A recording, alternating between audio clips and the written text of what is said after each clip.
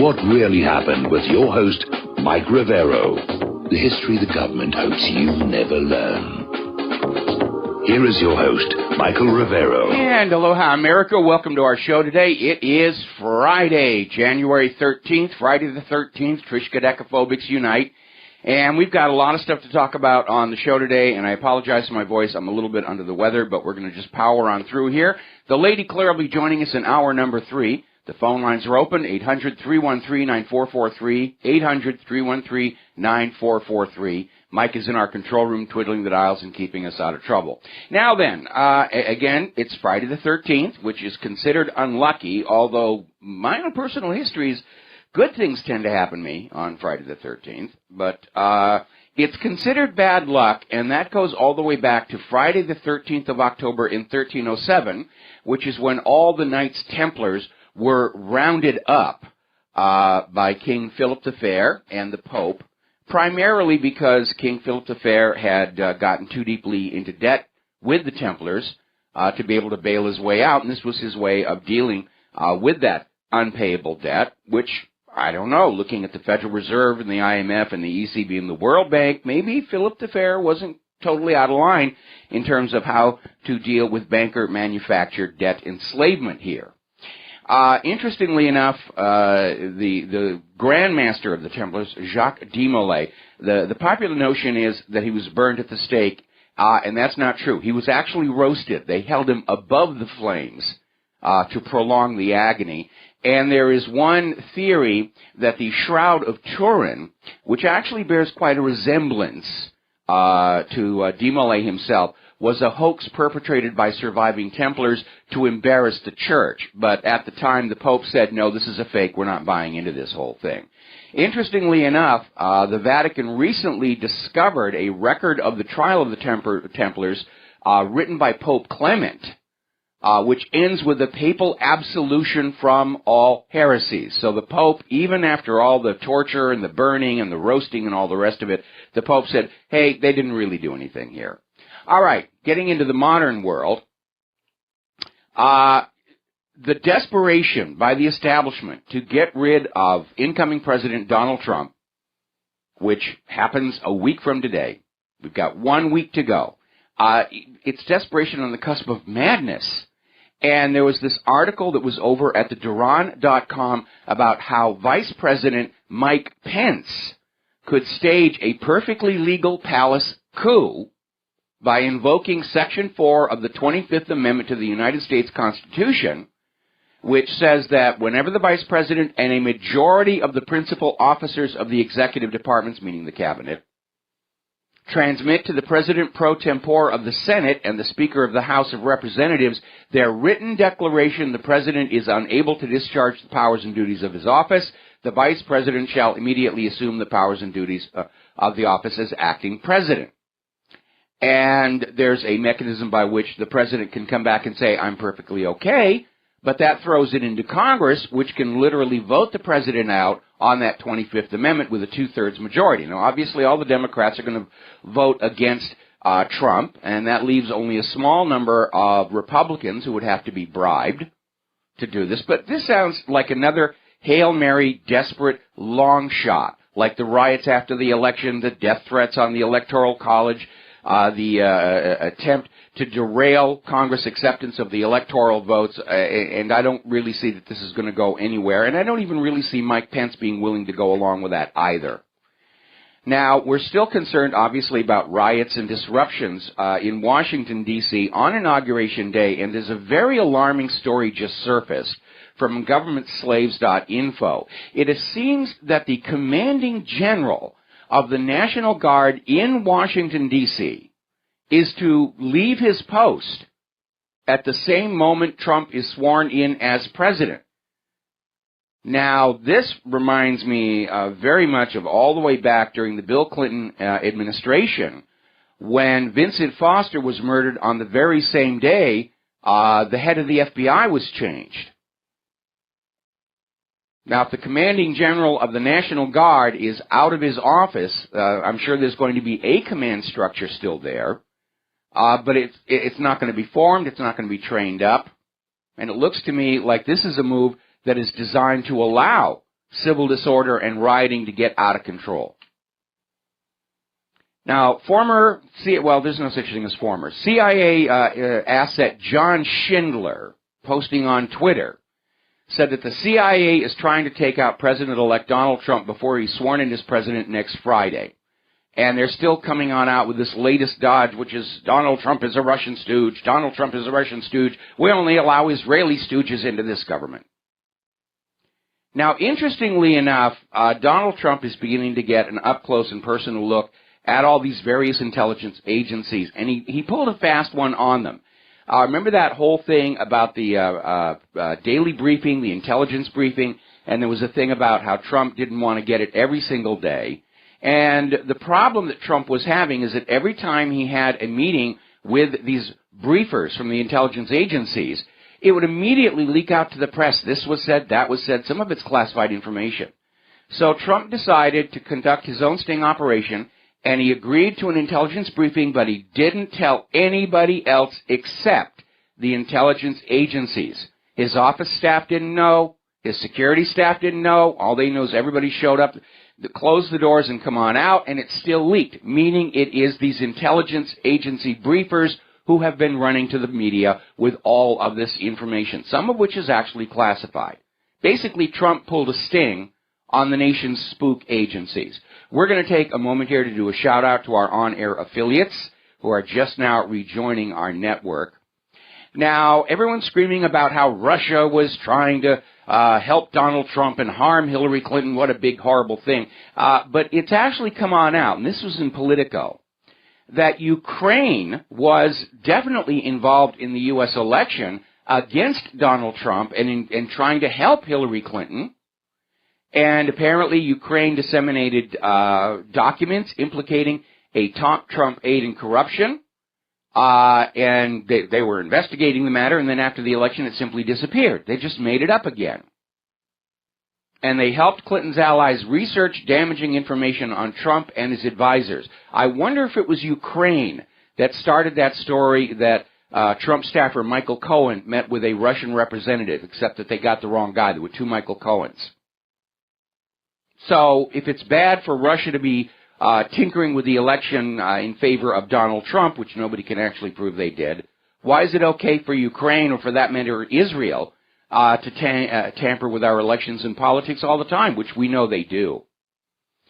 Now, one of the stories that was circulating around by the intelligence agencies was that Donald Trump had been briefed. He'd gotten the 2-page summary of this report about Golden Shower Gate, or whatever we're going to call it, about the two prostitutes in the hotel. Now they've backed off from that. The suspicion was that they were trying to drive a wedge between Trump and Putin as firmly as possible. But now the intelligence director is saying, no, that there never was such a briefing with Donald Trump. We didn't present any of that information to him at all. They want all of this to go away because it's hugely embarrassing. Now, Jason Chaffetz is discussing a new Hillary Clinton email investigation under Donald Trump, and basically saying it's going to be a do-over. Without the interference from Loretta Lynch, without the interference from the White House itself, they're basically going to start a brand new independent investigation that starts from scratch. And boy, oh boy, would I like to be in a position to feed them some information and questions. Mostly questions. Was Hillary Clinton repeating the Clintons' 1996 Chinagate scandal, selling U.S. secrets to foreign governments, using that weak email server of hers, and using the Clinton Foundation to collect and launder the money? It's a reasonable question. Nobody wants to ask it. Nobody wants to talk about it. I hope Jason Chaffetz talks about it, because we need to know here. Now, basically, Donald Trump is fighting back against Hillary Clinton, saying if you're talking about Russian hacking or any hacking at all, you've got to look at Hillary Clinton, who basically left all the nation's secrets on this wide open server that we know was in fact hacked to by foreign powers.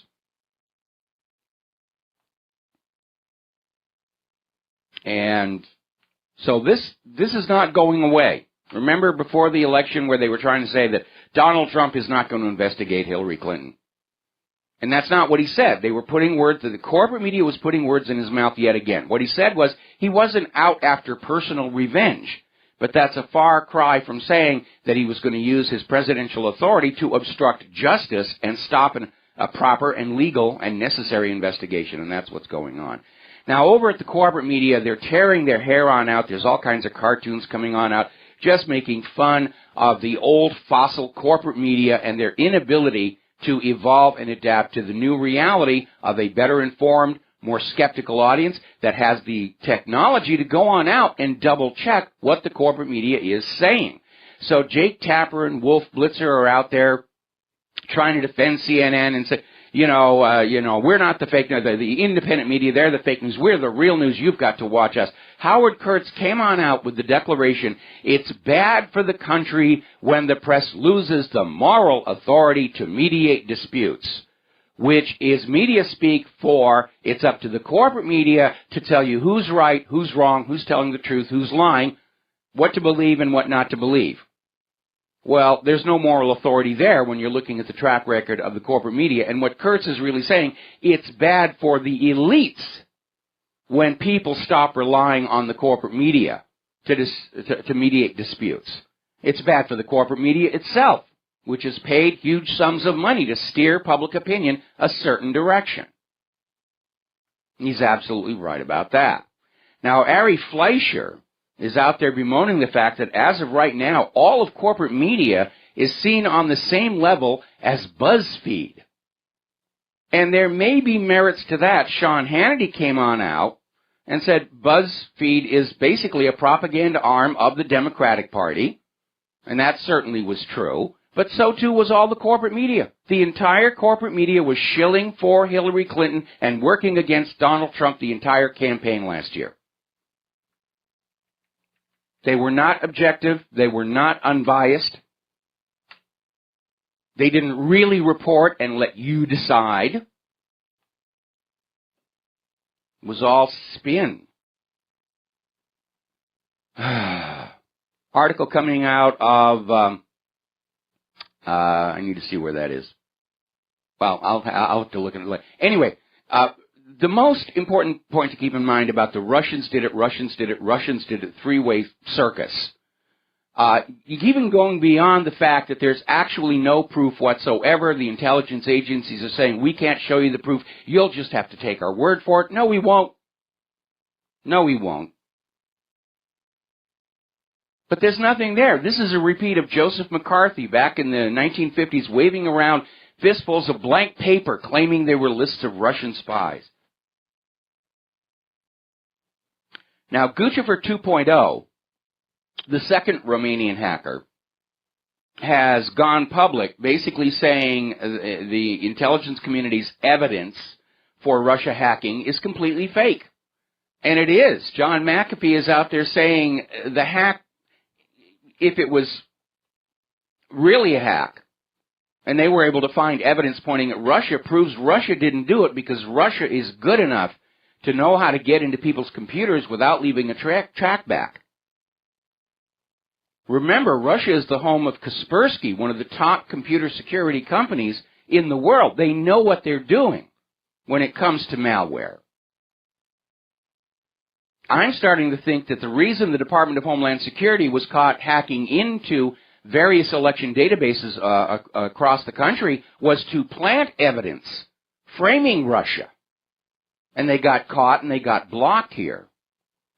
And they're still out there trying to push this Russia's breaking into our system. Apparently, the public service channel C-SPAN was covering proceedings of the Securities and Exchange Commission, and all of a sudden, right when Maxine Waters was midway through a speech about SEC regulation, the programming on the channel suddenly flipped over to Russian state channel RT for about 10 minutes. Oh, the Russians are breaking into C-SPAN now. I seriously doubt it. I think somebody did that so they could scream Russian hacking, and maybe there was something being said by Maxine Waters they didn't want the public to hear.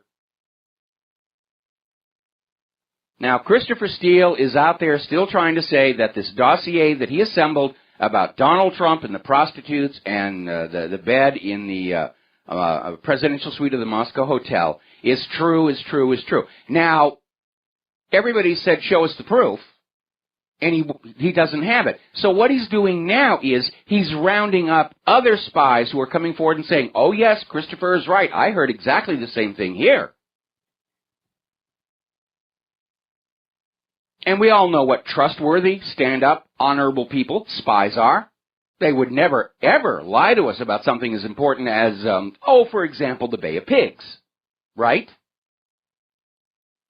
Now, this Steele is turning out to be a bit of a case here. Yesterday we were talking about how he was hired to try and do spin doctoring on those videos that were released, Planned Parenthood selling baby parts. And apparently he was friends, if you can call it that, with former Russian spy Alexander Litvinenko, who died of polonium radiation poisoning, a very terrible way to go. And, of course, everybody said, oh, yeah, had to be Putin, had to be Putin. I don't know. I'm starting to wonder about Christopher Steele, and maybe does he glow in the dark just a little tiny bit. Now, the BBC has announced they are setting up a team to debunk fake news. They're going to be the authoritative voice on what's real and what isn't. And I find this laughable coming from the same network that on 9/11 reported the collapse of World Trade Center 7 20 minutes before it actually happened. And I find it equally laughable that they're going to tell us what is real and fake news, given the BBC's long history of covering up the sexual predators in their employ. I mean, they're raising on a busted flush here. They're discredited, and yet they're out there saying, well, we're going to set it up so we tell you what the real news is. No, actually, we're big boys and big girls out here. We will decide for ourselves what is the real news and what is propaganda. Speaking of propaganda, the corporate media is still out there with two other big whoppers of fake news, Iran's threat to Israel and Iran's threat of nuclear weapons. Now, we have had 12 years of everybody looking at Iran's nuclear program. They have not found anything at all. The only evidence that ever surfaced was the so-called laptop Odeth, which was laundered through a terrorist group NEK and framed on Iran, and nuclear weapons experts looking at it said it was all a hoax because the graphs and the charts and everything were stuff that were taken off the internet and nothing actually made sense. You really couldn't build anything from the information. It was just a prop to wag at you and say, Iran is a threat, Iran is a threat. Now, I'd like to remind everybody of a little history. Iran has not launched a war of aggression against another country in over 200 years. It is simply not their nature. Remember when they tried to claim Ahmadinejad said that we're going to wipe Israel off the map? That was another corporate media lie. People who actually know the language, looking at the tape, said, no, what Ahmadinejad said was that Israel, because of its crimes and corruptions, will vanish from the pages of history. But that's a very passive observation. It's not a threat.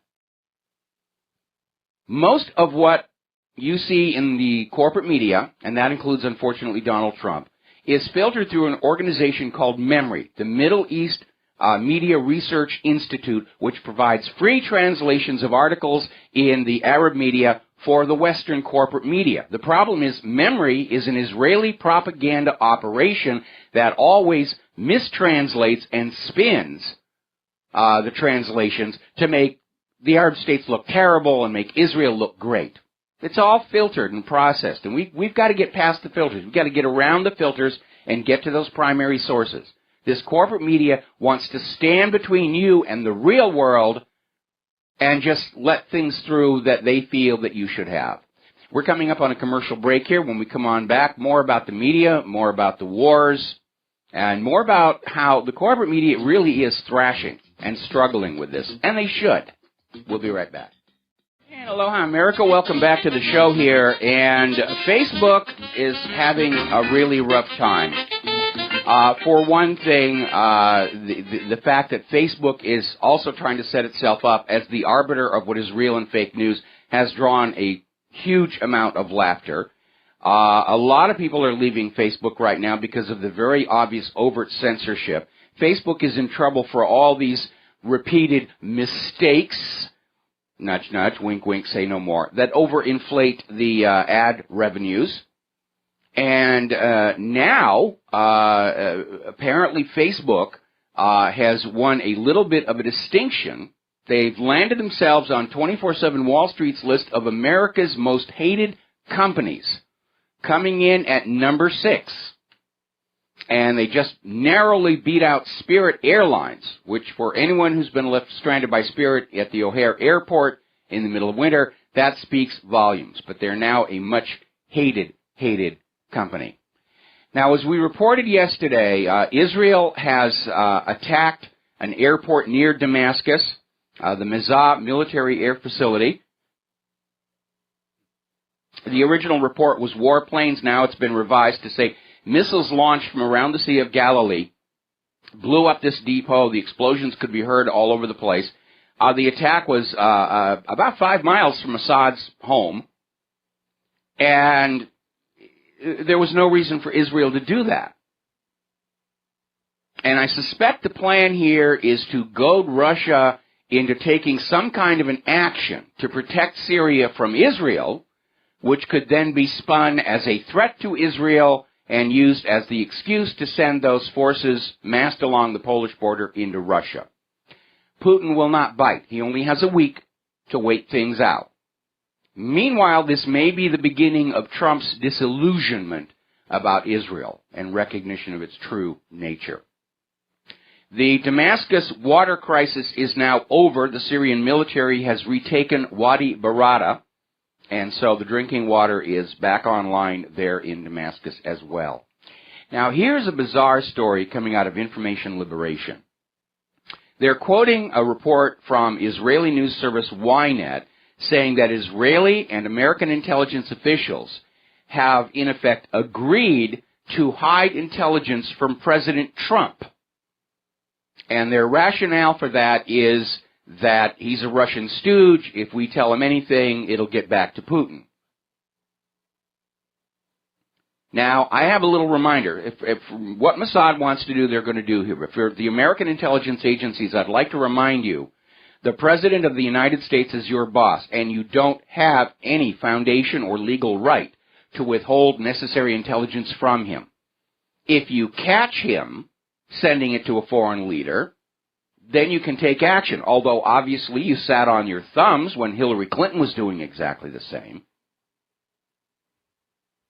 But apparently the push is still on to somehow gin up some kind of a reason for war with Iran. And the concern is that as Mossad and American intelligence agencies come up with ways to frame Iran, that Trump might say, hey, let's not start any more wars on the basis of lies, or even worse, he might give Tehran the heads up. Say, Israel's saying bad things about you again. Now, probably unconnected with Israel's attack on the military base near Damascus, Russia has now withdrawn their 6 Sukhoi Su-24 fighters from their air base in the Latakia province and replaced them with 4 Sukhoi Su-25s, the next one up. So, better plane, fewer of them. It looks like they're just trying to rotate forces in and out on a regular basis here. Now, the buildup of the war machine on the Polish border is continuing. And apparently Poland has just sealed a deal to acquire 70 AGM-158B JASSM-ER missiles from the United States. These have an operational range of 1,000 kilometers and the ability to knock out key stationary infrastructure sites located deep inside Russia's territory. Basically, it's a cruise missile, a very accurate long-range one. And the U.S. is now handing 70 of these things to Poland. All right, we're going to take a break. We'll be right back. And aloha, America. Welcome back to the show here. And real quick before we get back to the war zones, we're getting word that there's been a major fire at a bus terminal on Detroit's east side. Looking at the local media there, they're saying there was a fire and then reports of an explosion. But the further out you go, the media leads explosions and fire at bus terminal. Well, if it started as a fire, there's a good explanation for the explosions, and that would be the fuel tanks and the tires. Those big tires are inflated to a high pressure, and when the fire burns through the rubber, they'll basically pop, and that makes a big noise. So we'll see what's going to be happening over there. Getting on back to the rush to war with Russia. Story, very alarming story coming out of Russia Insider. As you know, the U.S. has been sending all this heavy equipment to Europe last week, tanks and so forth and so on. Now the soldiers themselves are on the way. An entire U.S. Armored Brigade, 3rd Armored Brigade, 4th Infantry Division, is on its way to the Russian border. Now, a U.S. Armored Brigade fields over 400 tracked and over 1,300 wheeled vehicles, including 80 Abrams tanks and 140 Bradley armored fighting vehicles, 400 Humvees. This is a major, major invasionary force. They're all ready for the war. All they need is some way to make it look like it's Russia's fault, either goading Russia into going up against Israel and Syria, or, again, we have to keep in mind those T-72 tanks that Ukraine bought from Hungary. Junkers couldn't even move under their own power.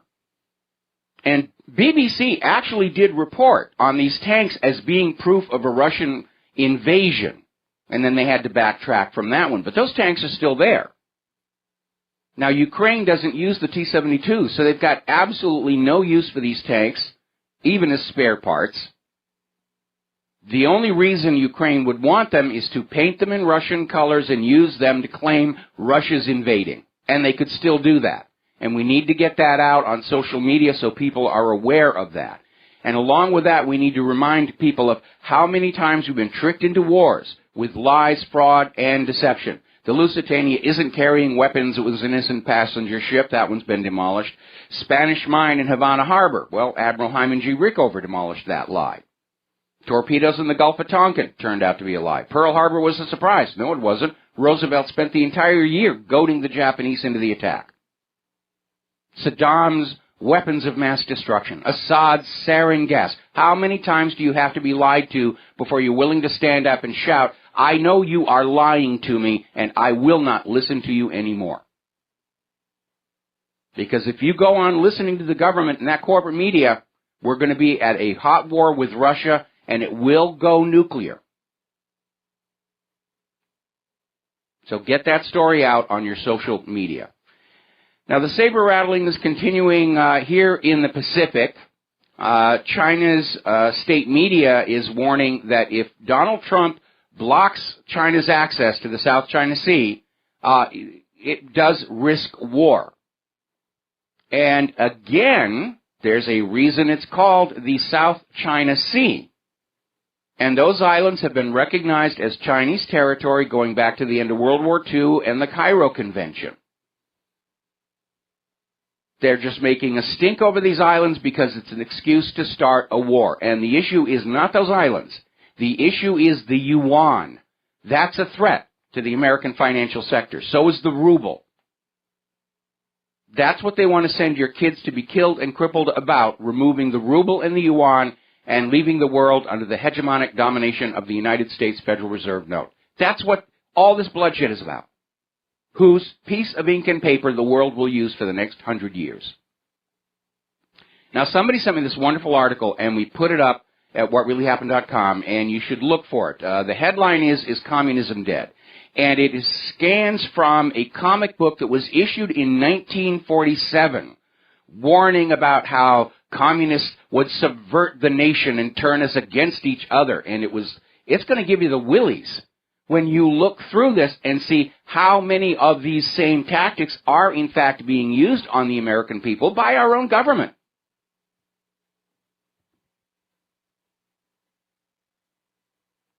So you got to take a look at that one here. Now, let's get into the economic news here. There's an article that came out of Zero Hedge visualizing Donald Trump's $20 trillion problem. And that is really where Donald Trump is facing his greatest problem. He wants to make America great again. I'd like to see that happen. So would you. So would everybody who voted for him. There's only one problem with it. There's nothing to work with economically. The U.S. national debt, the government's debt, is going to cross $20 trillion just as Donald Trump is taking office. Now, of course, Trump didn't create this mess. He's inheriting it. But when the economy starts to stutter and fall, you can count on the U.S. corporate media to say, oh, Trump ruined we had a wonderful, great economy here going on. Ignore all those retail closings and the 95 million people out of work and all the people on food stamps. The economy is wonderful, and that gosh darn Donald Trump, he wrecked it. And how is he going to fix it? It may require some draconian steps. In fact, over at Sovereign Man, they're saying the only way out of this mess, not just for the U.S., but for the entire globe, is a default. To simply write off all that debt. Start over. Have a modern jubilee. Now, the U.S. Appeals Court has revived an antitrust lawsuit against Apple. And apparently the issue is that Apple effectively monopolized the market for iPhone apps by not allowing users to purchase apps outside the App Store. Well, you actually can do that if you jailbreak your phone. But to be very honest, I did that with my first iPhone because I was just curious what was inside the thing. But most of the apps that I saw from those third parties weren't really very good. Apple's philosophy, and I actually do agree with it, in order to guarantee the usability and security of the iPhone, they want a rigid control over the process of creating apps. And if you're writing an iPhone app, why not sell it through the App Store? Now, there's a lot of standards you got to comply with. And I think the mere fact that you can jailbreak a phone and put your own apps on there proves that it really is not a monopoly. So we'll see what happens there. But in this particular case, I'm on Apple's side on this one here.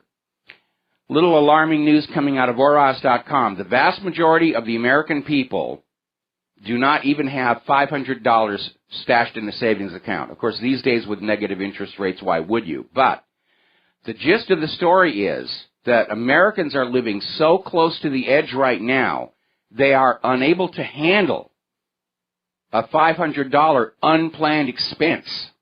Sudden medical bill, breakdown on the car, something like that, is going to put them in serious, serious trouble. That's way too close to the edge. I remember when I was a kid and they were encouraging saving so that you had money for a rainy day, for an emergency. And then, what was it, just 2 years ago, Yellen and the people of the Federal Reserve saying, well, the problem with the economy is all these selfish, greedy people who are keeping their money in savings accounts and they won't take it out and spend it. Now, over at the Financial Times, they've had a pair of articles basically whining and complaining about the fact that the independent media is reporting on all the places where these financial giants are caught engaging in fraud, LIBOR, gold and silver prices, and they're not very happy with that.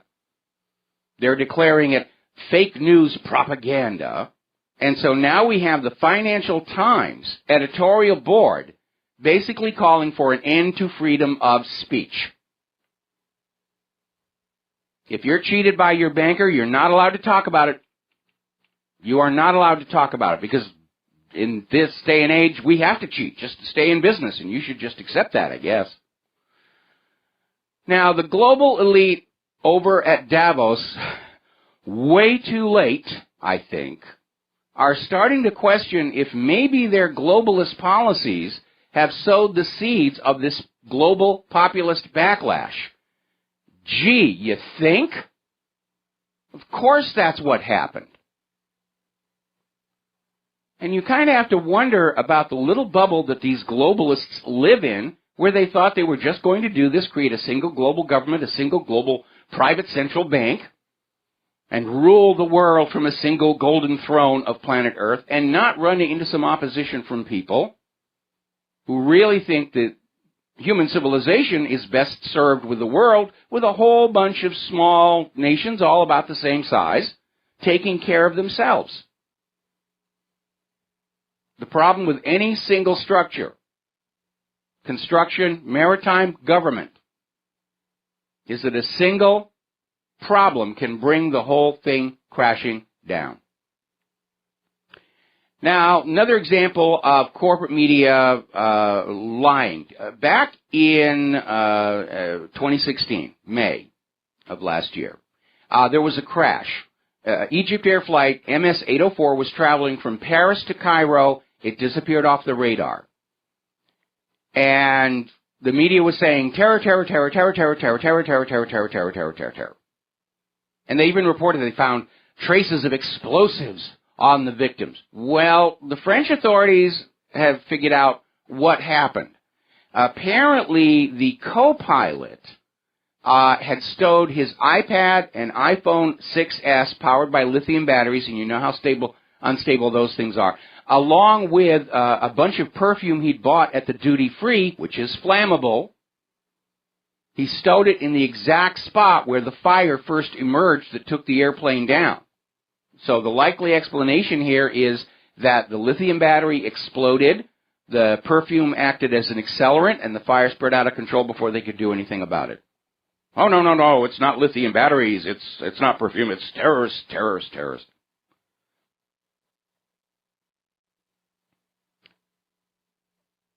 And I apologize for the long pauses, but I'm sure you don't want to hear me coughing in your ear. Now, here's a bizarre little story.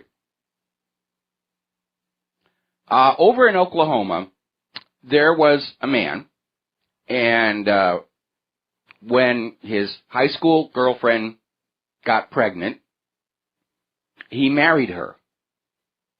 Okay? The honorable thing to do. Then the marriage started to fall apart, and the man began to notice that the kid really didn't look at all like him.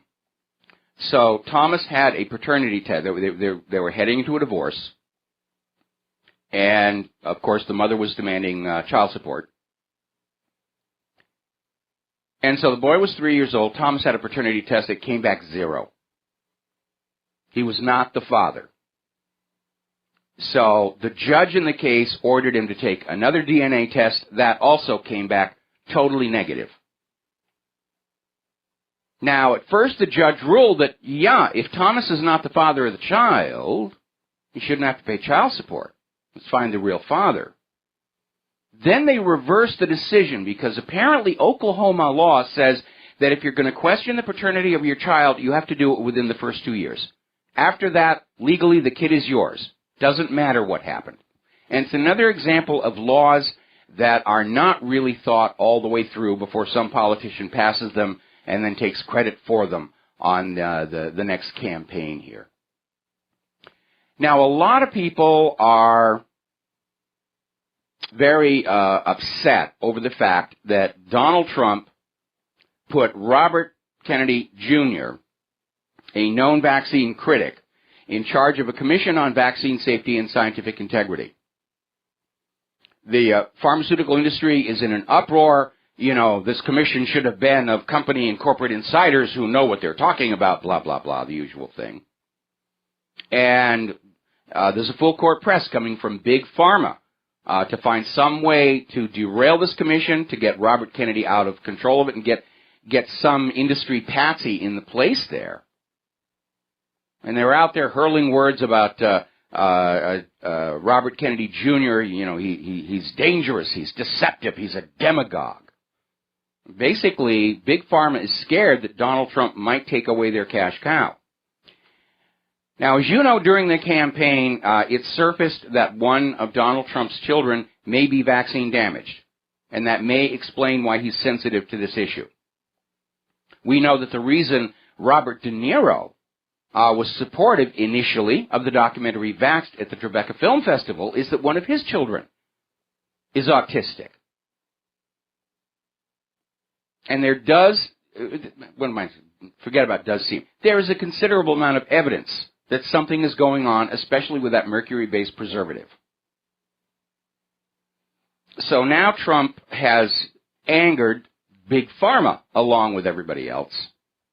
And they're all trying to gang up on him because, by golly, they want to go on back to that sweet government system where you will be ordered to buy and use products that might actually fry your kid's brain, because there's big money in it. And if we fry your kid's brain, there's even more money in it taking care of the kid.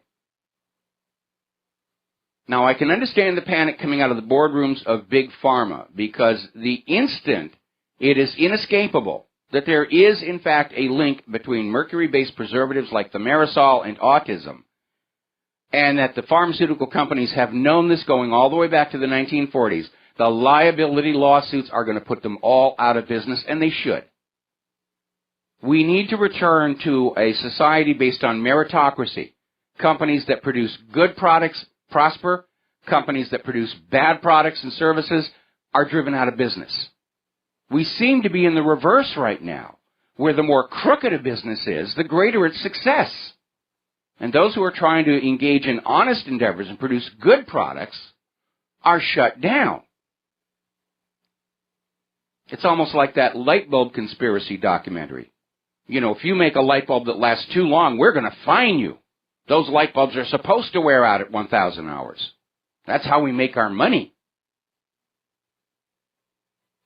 So these are going to be interesting times, these next 4 years, or however long Trump is in office and alive. All right, we're going to come up here on another commercial break, and then when we come on back, we're going to be talking about some computers and other information. So we'll be back after these words from our sponsors. And aloha, America. Welcome back to our show here, and we're talking about computers and various other things like that. As you know, there's a lot of data mining sites out there, and starting with Ancestry.com, there are a lot of genealogy sites, and more are coming online.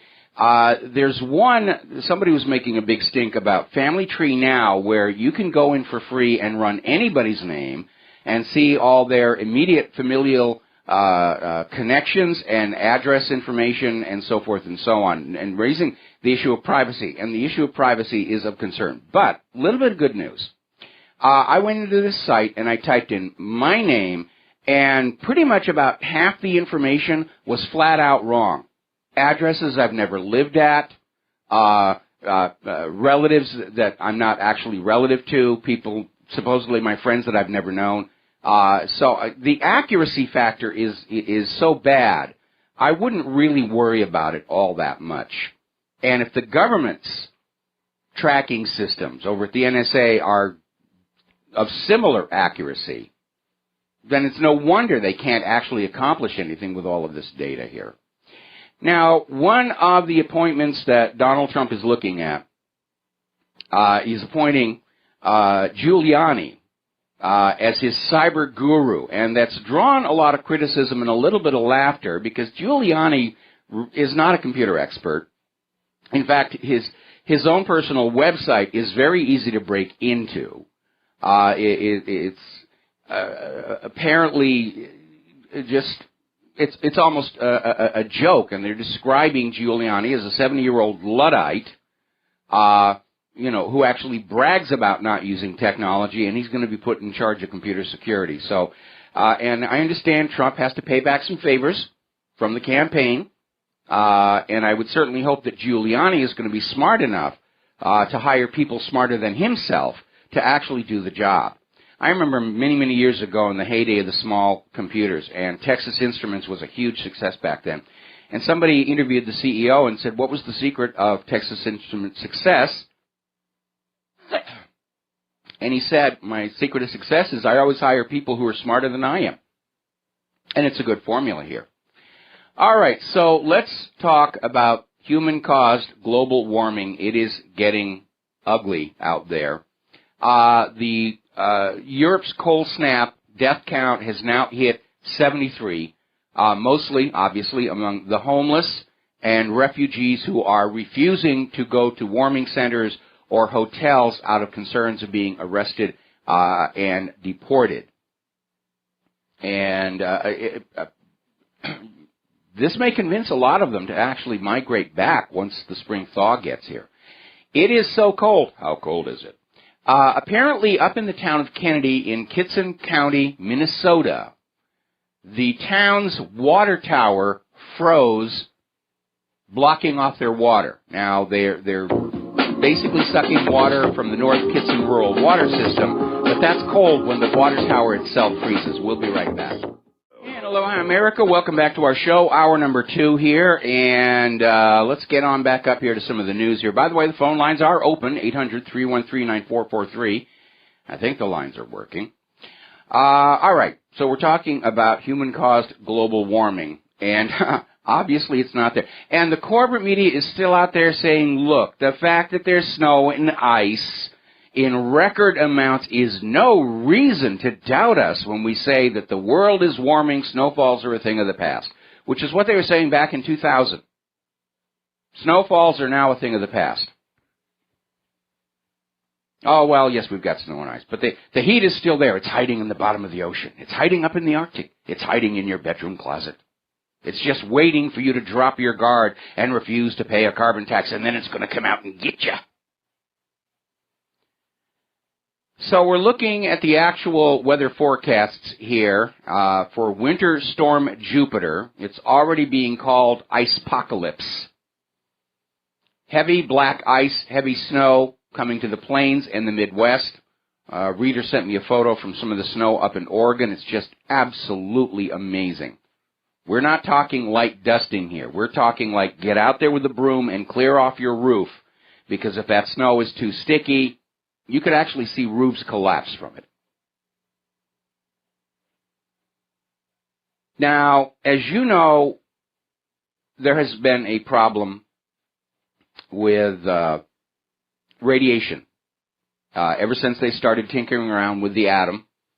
Some of the radiation from those Pacific nuclear tests and Nevada nuclear tests is still floating around there. That Nevada test ground is still a hot zone. You can't go in there. Over at the Trinity site, they paved it over to try and get the radiation under control there, because tourists like to go down there and visit. But there is a problem. And part of the problem is that you've got Fukushima, you've got Chernobyl, you've got 3 Mile Island, you've got Hanford. And the new problem now is that the fracking industry has a little nudge-nudge, wink-wink deal with a lot of other corporations to take their toxic waste that cannot legally be disposed of, and they'll mix it into their fracking fluid, and they pump it deep in the ground on the theory that it will stay there. Only now we're finding out it doesn't, because it's fracturing the rocks. And once the rocks are fractured, that fluid can go anywhere that it wants to, and we've already seen incidents where some of the freed methane from the fracking comes on up into lakes, streams, and ponds. It depletes the water of oxygen, and the fish die off. And they'll always say, oh, the fish died from oxygen depletion. What they're not telling you is the oxygen in the water is being depleted by the bubbling of methane from underground. Now, some of that toxic waste that is the fracking industry is paid to get rid of is radioactive material. And it, too, is percolating up. And just like the fracking chemicals themselves, it's starting to get into the public drinking water. Well, Obama's Environmental Protection Agency has an answer for that. By golly, they're going to solve the problem. They've just approved dramatic increase in limits on radiation exposure allowable in the public drinking water. They've increased the allowable levels thousands of times over the current legal limits. That's their solution. You know, my water glows in the dark. Yeah, but it's below the limit we set. So you're okay. Go ahead and just go on drinking it and so forth and so on. That's their solution. And we've seen that before when that synthetic protein plastic was being found in baby food. They raised the allowable limit. Problem solved. They're within the official mandated government limits, therefore they're okay. We don't have to do anything about it here. All right, let's take a phone call. Mark in North Carolina. Aloha. Welcome to the show. What's on your mind? How you doing, Mike? Mike, I can think, I've been doing, I guess, a little bit of speculation here on what's really going on with the last few days here of Obama's administration before Trump gets in. And part of it is what I get listening to InfoWars. In a way, Alex Jones seems very excited.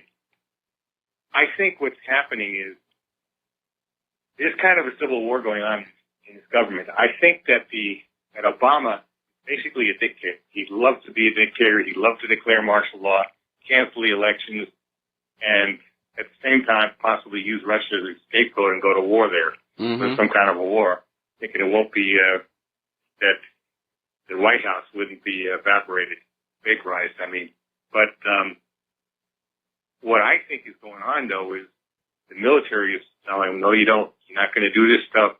You're going to get out when you're supposed to. And the reason, I think Alex Jones's contacts probably are Mike Flynn, the General Flynn and his son. Even though his son supposedly is not with the campaign anymore, I'm sure his son is privy to a lot of things. And I know he's got, I believe he's friends with Joe Biggs. You remember Joe Biggs? Yes, I remember. He still does. He's part-time with it. And who's also was a good friend of Michael Hastings, who was murdered by the FBI. Yes. He was in his unit when in Afghanistan. He was embedded with his unit in Afghanistan. So I think what's going on is this is where I think Jones is getting a lot of his information. He doesn't say it, of course, but the impression I get. And I believe that is, I do believe that's what's happening. I believe the military has basically told Obama, if you try anything funny like this, we're going to arrest you, plain and simple. We're going to remove you from the White House. And we have to, we'll do it in handcuffs. Well, I doubt it's that simple and direct. Anytime anybody wants to do something like this, the first thing they have to do is ask, can I get away with this? Can I succeed? Can I pull it off? Because the consequences of failure are going to be dramatic, if not fatal. And I'm sure that in the past there have been a lot of times where somebody put together a plan to accomplish something like a coup d'etat or the end of the republic. I mean, the bankers did it back in 1933, and they failed, but they managed to keep it secret. So I think probably what is restraining Obama from trying something dramatic like that is the realization, or at least I hope he understands, that the majority of the American people aren't going to buy the official story from whatever false flag they pull on off. I mean, once a government has lost the population's suspension of disbelief, the party is over. Everybody in America is looking for that next lie, that next deception, that next fraud. But yeah, I agree what you're saying, but I think also it's a little nudge from the military, because if he had any idea of taking over, whether the American people wanted it or not, he'd have to have the military on his side. Yeah, no question about that. Federal police would be killed would be destroyed in a minute by the American people. So would the regular police if they backed them up. The only organization that could possibly, and even they would have a very tough time if they could even do it would be the United States military. But I also think he is considering that war option, because, like you just said, with Israel, what Israel has pulled with the Syrians there. But I think I believe they have told him. They have told him no uncertain terms. Don't do it. Get out of there. He's going to get his way too big pension and his big house in Washington, D.C. with the wall around it, and send his kids to the finest schools and whatever else. You want that rather than a federal prison cell in Leavenworth, or maybe in Supermax in Florence, Colorado. You better behave and don't even think about doing anything like that. Okay, well let me back up here a little bit, because Obama's wanting to find some way to stay in office after his 2 terms. And by the way, every president in the middle of their second term starts thinking, how could I arrange to stay in this job a little bit longer? And none of them have worked out. That is actually a separate issue from the war agenda against Russia. The agenda for war against Russia and China is rooted solely in economic domination of the world, because the United States, if it's not in charge, cannot survive.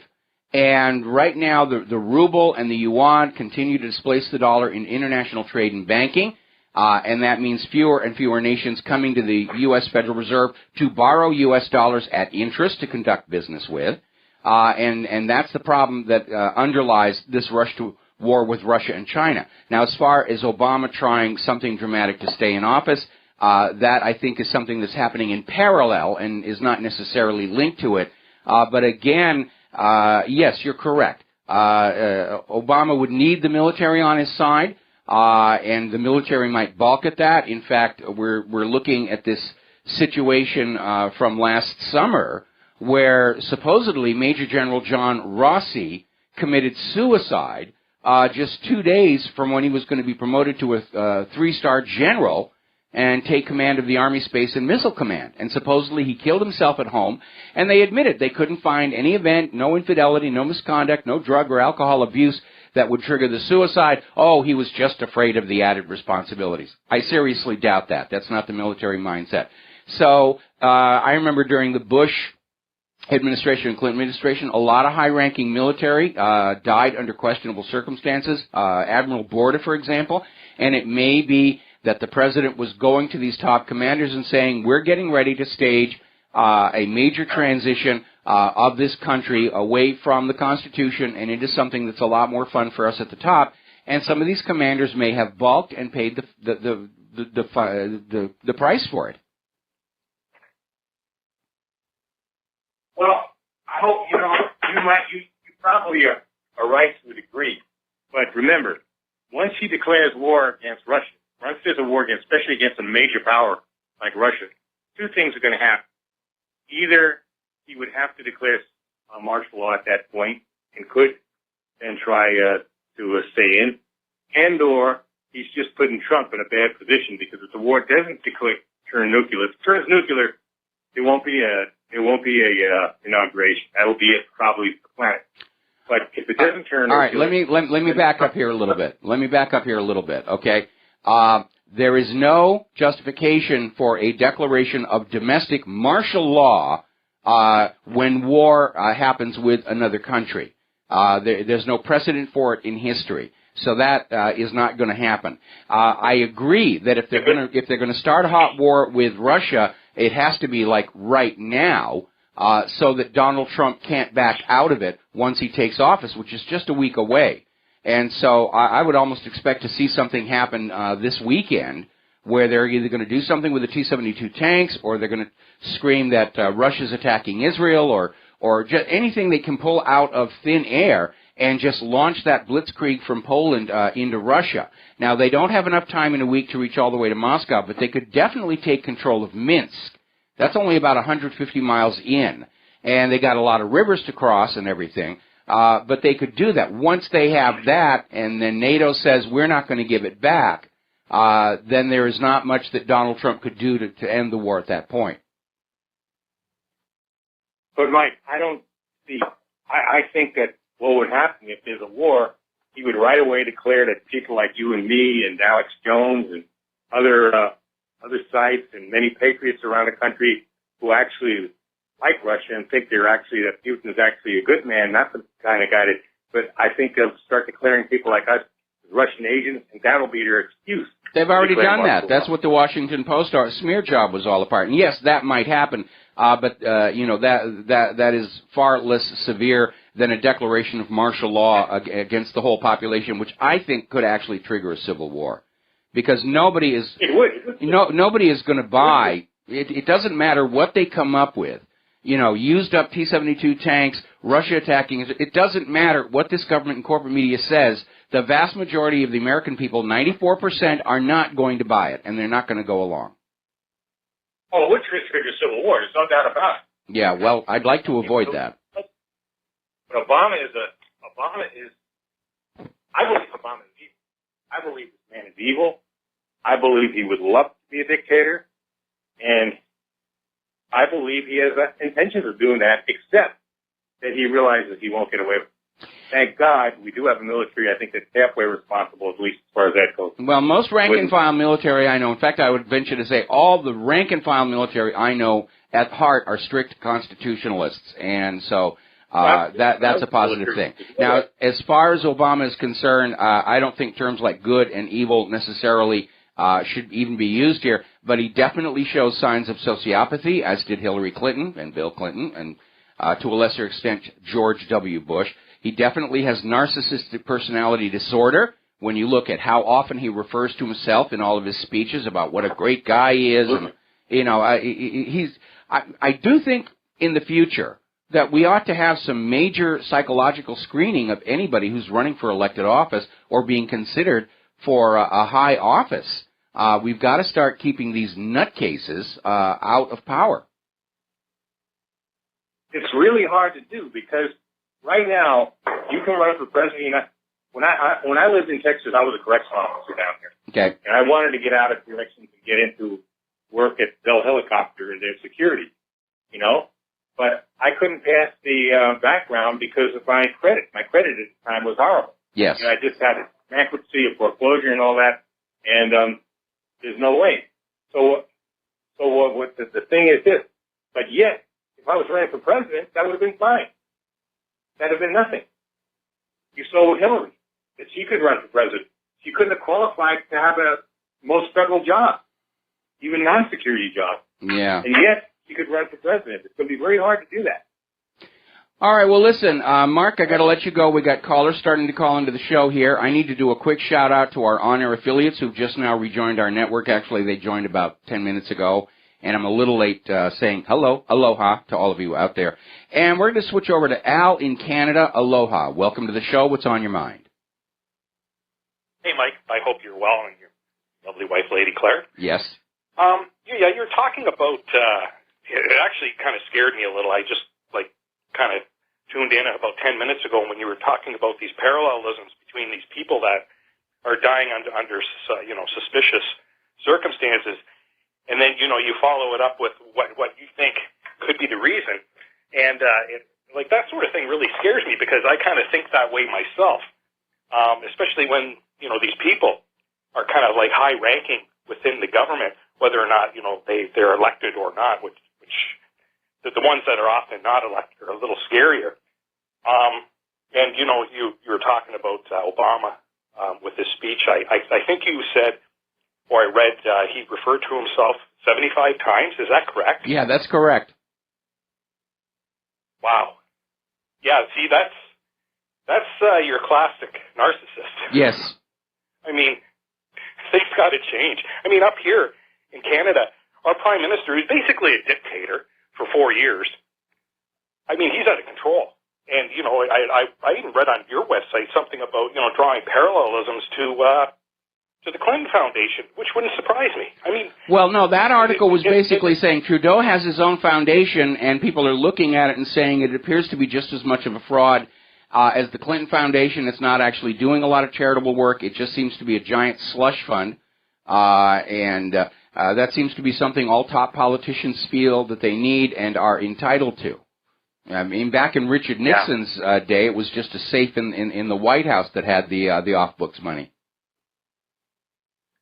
Yeah, and people don't really realize. I mean, after almost 50 years, it was Justin Trudeau's father who got us into the G7. Canada, that is, and basically sold out the country to the private banks. And, it wasn't long after that, which is like in 1974. I think in 1981, the very first food bank popped up in Canada. And it was somewhere out, like in Saskatchewan and Alberta. Anyway, I appreciate your time, Mike. I hope you have a great day. Thank you very much.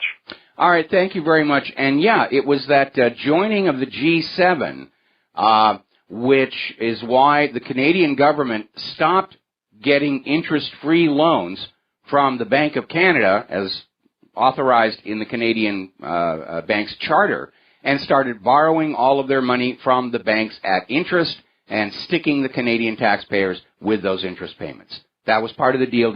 If you join the G7, you will enslave your people to our banks and not dare make your own currency and your own money here. All right, we're coming up here on a commercial break. We have a couple more calls waiting we're going to get to as soon as we're back from words from our sponsor. Meanwhile, apparently out in California, the school system is going to launch a curriculum to teach children that the corporate media is always the real news and everything on the Internet should be ignored. Your tax dollars at work. We'll be right back. And aloha, America. Welcome back to our show here. We're going to go back to the phones. Alan in Australia. G'day, mate. What's going on down there? Alan, are you there? Just dropped off for a second there. G'day from Convict Central, Mike. Well, g'day to you too. I've got a question for you, Michael. Okay. Here in Australia, once we have an election, the winner takes over. why is it 2 months before the new president gets into power in America? Surely it needs to change to stop the diabolical shenanigans that Obama's up to at the moment. Well, the reason for the change is everybody is following the timeline established in the Constitution, which was set up in a day when horse and carriage was basically the fastest available transportation. And it may be a little bit outdated, but most incoming presidents definitely are very busy during that 2 months to try and set up their management team going on in. So there may be room for a little bit of an adjustment, but I don't think the president taking over the day they win the election might be practical. I mean, unless both candidates have essentially a government in waiting ready to plug in that instant.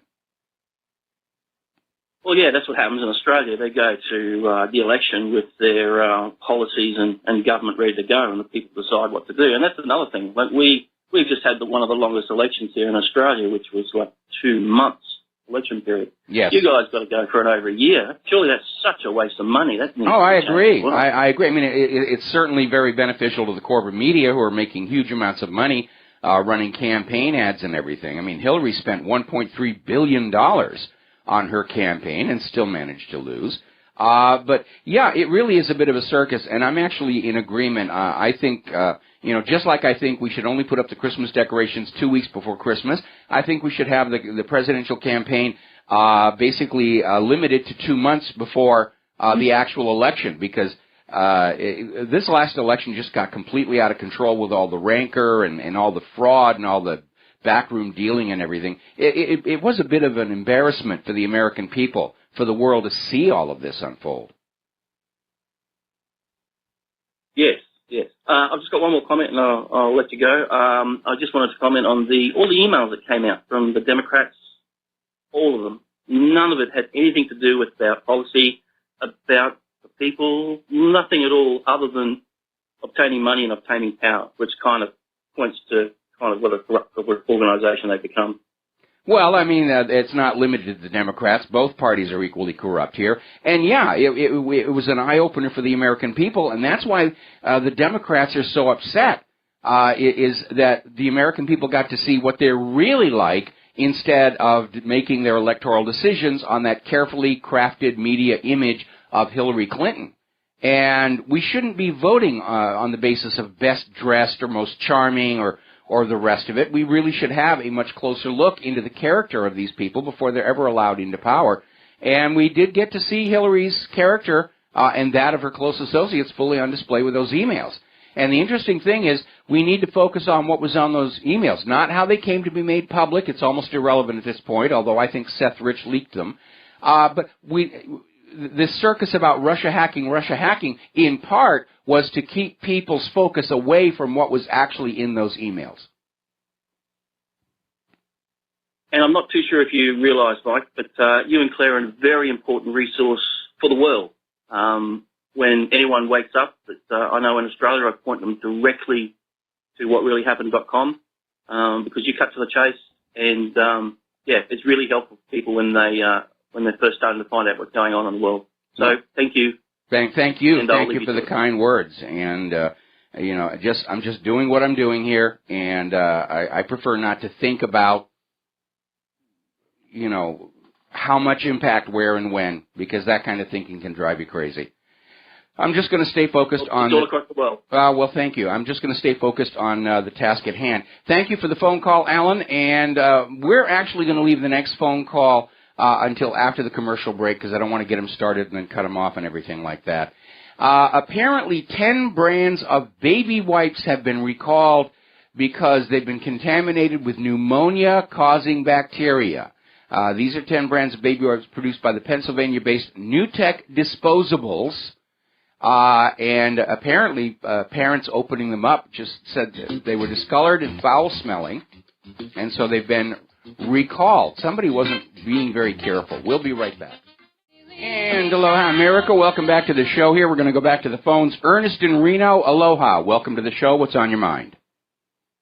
Yeah, hi, Mike. I'm sitting here, and I'm listening to you and several of your guests. You're talking about how Obama's thinking he might do this, but honestly, I have to disagree that these all these people, Obama, Hillary, the Bushes, these were all role players as, being president, that they have their scripts, they're front runners, and they know better than to deviate and try to actually be a leader. I think that they don't want what happened to Kennedy happen to them, or even what happened to Reagan happen to them. So this whole idea that these individuals are actually guiding world events, I don't believe that's true. Well, it's an overlapping web of competing powers and interests, and the reason Kennedy was taken out and the reason why Trump is at risk was for going up against the CIA, which has clearly grown way too big for its britches, and now thinks that it, rather than the American people, should be in charge of the government and policy. But we have seen presidents before who push for more and more power, but as long as they're still friends with the CIA, they're generally going to get it. I mean, the Clintons and the Bushes' political fortunes all meet back in the mid-1980s in Arkansas with this Operation Screw Worm, had a couple of other names as well, where the CIA was illegally sending untraceable military weapons to the Nicaraguan Contras, and because it was illegal and there was no tax revenue available for it, they were paying for it all by smuggling cocaine back into the United States and selling it to our kids. And then Governor Bill Clinton was in charge of security, keeping state drug investigators away from the airports where this was all going on, and setting up this money laundry for the CIA, which was this network of land flip deals like Whitewater, Castle Grand, Flowerwood, banks like Madison Guarantee, and the payouts were made through an Arkansas state agency, the Arkansas Development Finance Authority, which was created by Webb Hubbell and signed into law by Bill Clinton. Well, once you're buddy-buddy with the CIA like that, you can go on just doing whatever you want, including murdering the White House deputy counsel, and you can get away with it. And to this very day, if Hillary had one thing that she could point to as her legacy, it's the ability to basically avoid the consequences of her actions for going on 30 years. Mike, as long as you're in compliance with these organizations, of course you can push for a little bit more of what you want. Mm-hmm. But the thing is that this whole agenda, the globalist agenda, as long as you stay within those parameters, that first of all, you seem to from what I hear, that this globalist agenda seemed to have started sometime after World War II, which I believe, and many others, that this globalist agenda has really started the modern version, the turn of the 20th century. That the First World War was started to start an actual organization, a war to end all wars. That was the slogan, but they didn't get that because the League of Nations failed. So they had to start another one. Yeah, the United Nations, which is also starting to fail. Apparently, the U.S. Senate is looking at a bill to cut off all U.S. contributions to the United Nations over the Security Council vote on Israel's settlement. And, yeah, go ahead and do it. It may be, first of all, there's always going to be somebody who wants to form a one-world government all the way back to Alexander the Great, and they tend to overlap and hand off and hand off and hand off. And, yes, even at the turn of the century, there were dreams of a global empire among several different players and parties, and unfortunately it's continuing to the present day. And it's one thing when you're fighting with swords on horseback or even musketry to entertain a global government, but in an age of nuclear weapons, that is a very, very dangerous and outdated concept. And globalists, that doesn't matter. So globalists, the consequences of what might happen is it doesn't matter because they want a complete destruction. They want to rise up like a phoenix and start the New World Order without majority of people here, period. So they don't care about starting a new. Well, I don't know. I don't know how they're going to start a brand new world. When the Earth is a burned out, highly radioactive crisp. And I would like to think that they would restrain themselves in that regard. But again, in the age of nuclear weapons and especially biological weapons and all this reckless behavior with genetic engineering, I tend to go back to von Clausewitz, who said the reality is in the modern world. I'm paraphrasing loosely. The reality in the modern world is the real enemy of us all is war itself. Right. But the whole plan, the ultimate thing was to use the United States as the global military to try to bring it about, and it hasn't worked seamlessly, as we know. We saw how Russia was the big monkey wrench to it, so now it seems like maybe they've done all they could with our country. Now they're ready to just pull the plug on us, and that's what we really have to worry about, like you said, in the next 7 days at least. Well, we've got all these forces, NATO and the U.S., massed up on the Polish border here, and I understand Putin has finally responded to all of that because on his side of the borders, he's setting up safe spaces and transgender bathrooms to welcome those U.S. troops in, make them feel comfortable. Okay. So. I don't see how the masses can't see that, the timing of all this coming down. Or if they don't even think about it. I just don't understand. Oh, I disagree. I think the vast majority of people understand clearly what's going on. They need to speak out about it a little bit more. That's what I'm saying. They should say. Yeah, they got to stand up and shout, this push for war with Russia is nonsense. And I say let's take everybody who's in favor of this war, like John McCain and Lindsey Graham, and let's crate them up, remember the air holes this time, and just FedEx them to Moscow. And send an email to Putin. We're sending you a present. These are the troublemakers. Do with them what you will. Don't even give them a parachute. Well, no, I'm going to use FedEx this time. I'm changing my model. I'm not even going to give them a gun or a parachute or anything. I'm just, put them in a crate, some packaged food, water, and air holes, and just get FedEx to take them over to Moscow. Right. Okay, Mike. Yeah, that's a good idea. Have a good one. All right. Thanks an awful lot. We're going to go to Terry in British Columbia. Aloha. Welcome to the show. What's on your mind? Hi. How are you, Mike? Hanging in there. Good. The second time I've called in, and earlier you were talking a little bit about global warming and the scam that goes along with that.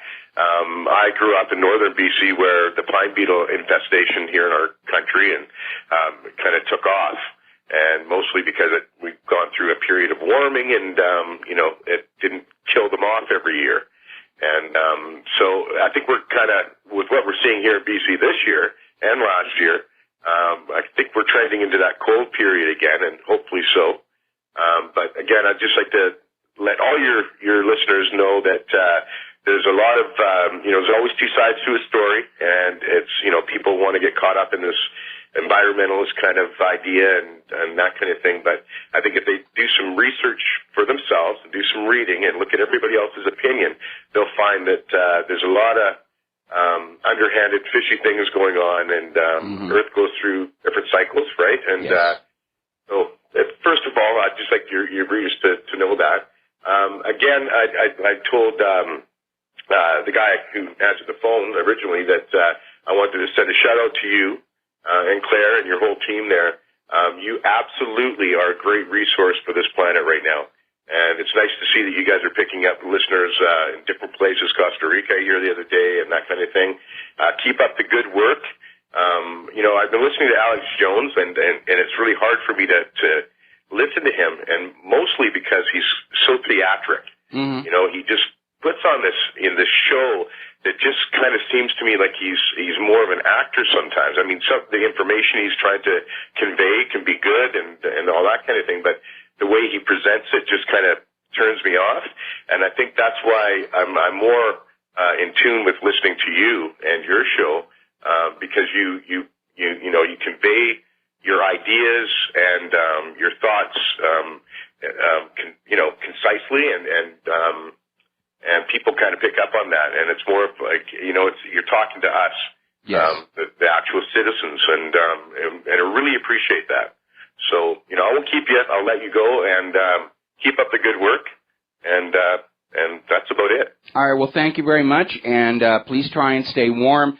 And politicians are always going to take something that happens naturally. They're going to declare it a crisis and then offer to sell you a solution. And certainly we all appreciate nature. We want to preserve as much of it that still remains as we possibly can, but this sets us up to be exploited and used by those who are profiting off of their professed concern for the environment. And certainly that is true of this global warming hysteria, where the goal is to buy and sell carbon credits or to impose carbon taxes. Interesting little story. When Al Gore really got going on this global warming and carbon dioxide thing, there was actually a member of his staff who did a back-of-the-envelope calculation and said, you know, if we just increase decorator plants by 10% in everybody's home and every office building, that'll absorb the extra carbon dioxide and the problem is solved. He was fired the next day because solving the CO2 wasn't the issue. The CO2 was the sales tool on which Al Gore was going to sell you his carbon credits and Obama was going to sell you a carbon tax, and the globalists were going to sell you obeisance to a global environmental authority. All right, we're going to go back to the phones here. Andy in Texas, aloha. Welcome to the show. What's on your mind? Well, hey, Mike. First we need to go on and relax about Alex Jones because simply he's just growing. He's growing huge. This guy has done a lot for the alternative media, despite where his heart is, whether it's with Israel or whoever it's with. He has given us some great knowledge and whatnot, and I think we need to just relax a little bit on what he's doing. Well, he got me my start in talk radio back in 2007. I mean, I'm coming up on my decade in talk radio this year, and Alex Jones did that, and I'll always be grateful for that. But we did cross lances, as it were, over the issue of Israel. But I still link to stories from his website and so forth and so on. But the other caller was right. We have two different styles of presentation, but that's all it really is, a difference of style. Alex Jones has the money to have a nice studio and try and look more like corporate media. Obviously, I can't do that, and so I'm not even going to try. Well, there's no comparison, Mike. I mean, absolutely, you give out far more information than their organization does. I listen to him every day. Well, I have to. I have to. You're not tuning in for my sex appeal. Oh, absolutely. I mean, I'm not even watching you. I always listen to you, so maybe you do have some sex appeal. I don't know. But what I called in for was, so how do us people, I mean, as a people, I mean, you and I get busted for little tiny things all the time, whatever it might be, and yet we just stand by and pretend like these people in power, that they're untouchable. I mean, how come this is going on? How come we can't prosecute these people? I mean, there's so many crimes. These guys have done far more than any drug dealer in Chicago has done. Well, they're closely aligned. They're closely. Well, the problem is there used to be a right for ordinary citizens to make criminal arrests and file criminal charges. Unfortunately, back again in the 1980s, the Supreme Court took that away from us. And just like we saw out there in California, where they wanted to take the decision over whether to prosecute a police officer for a wrongful shooting away from the grand jury and leave it up to the prosecutors, we've evolved to a system today where the choice whether or not to prosecute somebody for a crime is now in the hands of a political appointee, and the people no longer have access to the courts. Obviously, a good example would be Loretta Lynch, who blocked investigation and prosecution of Hillary Clinton. At the same time, Lynch was saying they were going to sue those global warming deniers out of business. And that is definitely the hallmark of dictatorship, when prosecution for criminality is selective and politically based. And it's certainly not the way this country was set up to be, because we were set up to be a nation ruled by laws to which everybody was subject, from the guy putting tires on your car all the way up to the president themselves. Well, how can these ding-dongs actually expect us to follow the laws when we can watch the TV news, listen to people like yourself, and whatnot, and see that they're not following the law? I mean, that just rings for unlawfulness, and therefore that even brings about more crimes, as you will, because there's a lot of laws that make a lot of things that you do that shouldn't be a crime anyway. But they do this, and here we are sitting here. I got family members in jail for ding-dong stuff. I've been in jail for ding-dong stuff, and yet these people can launder money, $860 billion in drug money from Wells Fargo and Wachovia, and they get a $110 million fine, and boom, that's the end of it. Nobody goes to jail. You got the Clinton Foundation. You got Feinstein, or not Feinstein, but Epstein and his little pedophile island, and you got big people's names going to that. I mean, this is just crazy. We allow them to cage us, but we can't cage them. Well, that definitely needs to change here. Right now we're in a system where the little criminals go to prison and the big criminals go to Congress, and that definitely does have to change. But we allowed them to basically grab the authority and the decision-making over who is prosecuted and who is not, and that was a tremendous freedom. Most people didn't appreciate how much we lost when the Supreme Court took that away from us. And now they're trying to take the decision-making about prosecution even away from the grand jury and say it's just up to the prosecutors to make those decisions. Remember when Bill Clinton came into office, he did the unprecedented step of firing all the U.S. attorneys in all 50 states and replacing them with his cronies. And from then on, anything that Bill Clinton or his friends did was not to be prosecuted. That's how open and overt that kind of tyranny was. Reminds me of an old Batman episode when Egghead steals the election and becomes the mayor. And the police are saying, well, that criminal's a friend of Mayor Egghead. I can't do anything about him, but here's your speeding ticket. Well, hey, Mike, I already knew the answer to the question before I asked it. I'm just glad I got your perspective on it. I also want to say I can tell you're under the weather a little bit just by your voice. And just a little tiny bit. Well, after the show, I'm going to start resting, and hopefully by Monday I'll be back to my normal, obnoxious, annoying self. Andy, thank you for the phone call. We're going to let you go. All right, bye-bye. And aloha, America. Welcome back to the show. We're coming up on the top of the hour, and the lovely Lady Claire.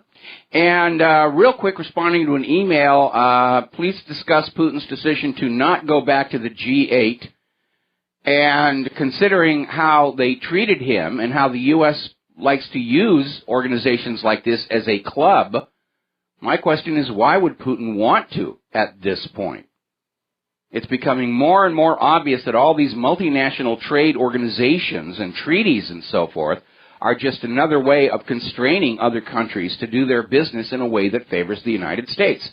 Good examples would be the Transatlantic Trade and Investment Partnership and the Trans-Pacific Partnership, which sought to force other countries to buy American products that maybe those other countries didn't want, like our GMO agricultural produce here. All righty, I'm going to skip ahead in the talking points here because this is a story that's kind of fascinating and involves a little personal history. And this is coming out of FARS News. Now, last year, scientists reported that unusual orbital patterns in Kuiper Belt objects could be explained by the influence of a single larger planet far beyond the orbit of Neptune. And they did some more refinements, and they kept working on this thing. And basically said it's an ice giant, maybe smaller than Neptune, and really very far away from the sun. They were saying it might take 20,000 years to complete a single orbit. Now they're saying that it looks like it's not actually orbiting our sun, it's just whizzing on past. And this might be an explanation for why all these so-called 10th planet searches, up until Pluto got demoted, and I'm a stickler, to me Pluto's always going to be a planet, why they came up short, because every time the calculations would point at a different part of the sky. And when I was working at the Table Mountain Observatory, there was a big hue and cry. There was a new set of calculations showing where the 10th planet would be, and we fired up the big telescope, and we took a whole bunch of photographic plates, and we didn't find anything. But this would be an explanation for why all of this data keeps pointing in different locations. We're not hunting a new extrasolar planet. We're detecting extrasolar objects that are simply passing by. But they're a lot closer than we had thought. We tend to think of our next neighbor in space as the next star, Alpha Centauri, 4.5 light years away, comfortably distant, not going to give us any problems. And now we're finding out that there may be ice planets, ice giants wandering around that don't actually belong to a star. And it would actually make sense to surrender this idea that all planets must be orbiting a star somewhere. So I found that very, very interesting there. Apparently, a man and his daughter who've been missing at sea for more than a month have finally landed on Australia after sailing their damaged yacht all across the Tasman Sea, 1,241 miles. An amazing feat of seamanship. We're going to take a break for station identification. We'll be back with the lovely Lady Claire after these few words. And aloha, America. Welcome back to our show here. And for those of you watching on BAM User TV, this gorgeous creature sitting behind me is the lovely Lady Claire, who will join us on hour 3 of our Fridays with her unique perspective on the world. So what is the first thing you want to talk about? Something that is making the hair on the back of my head stand up and break down.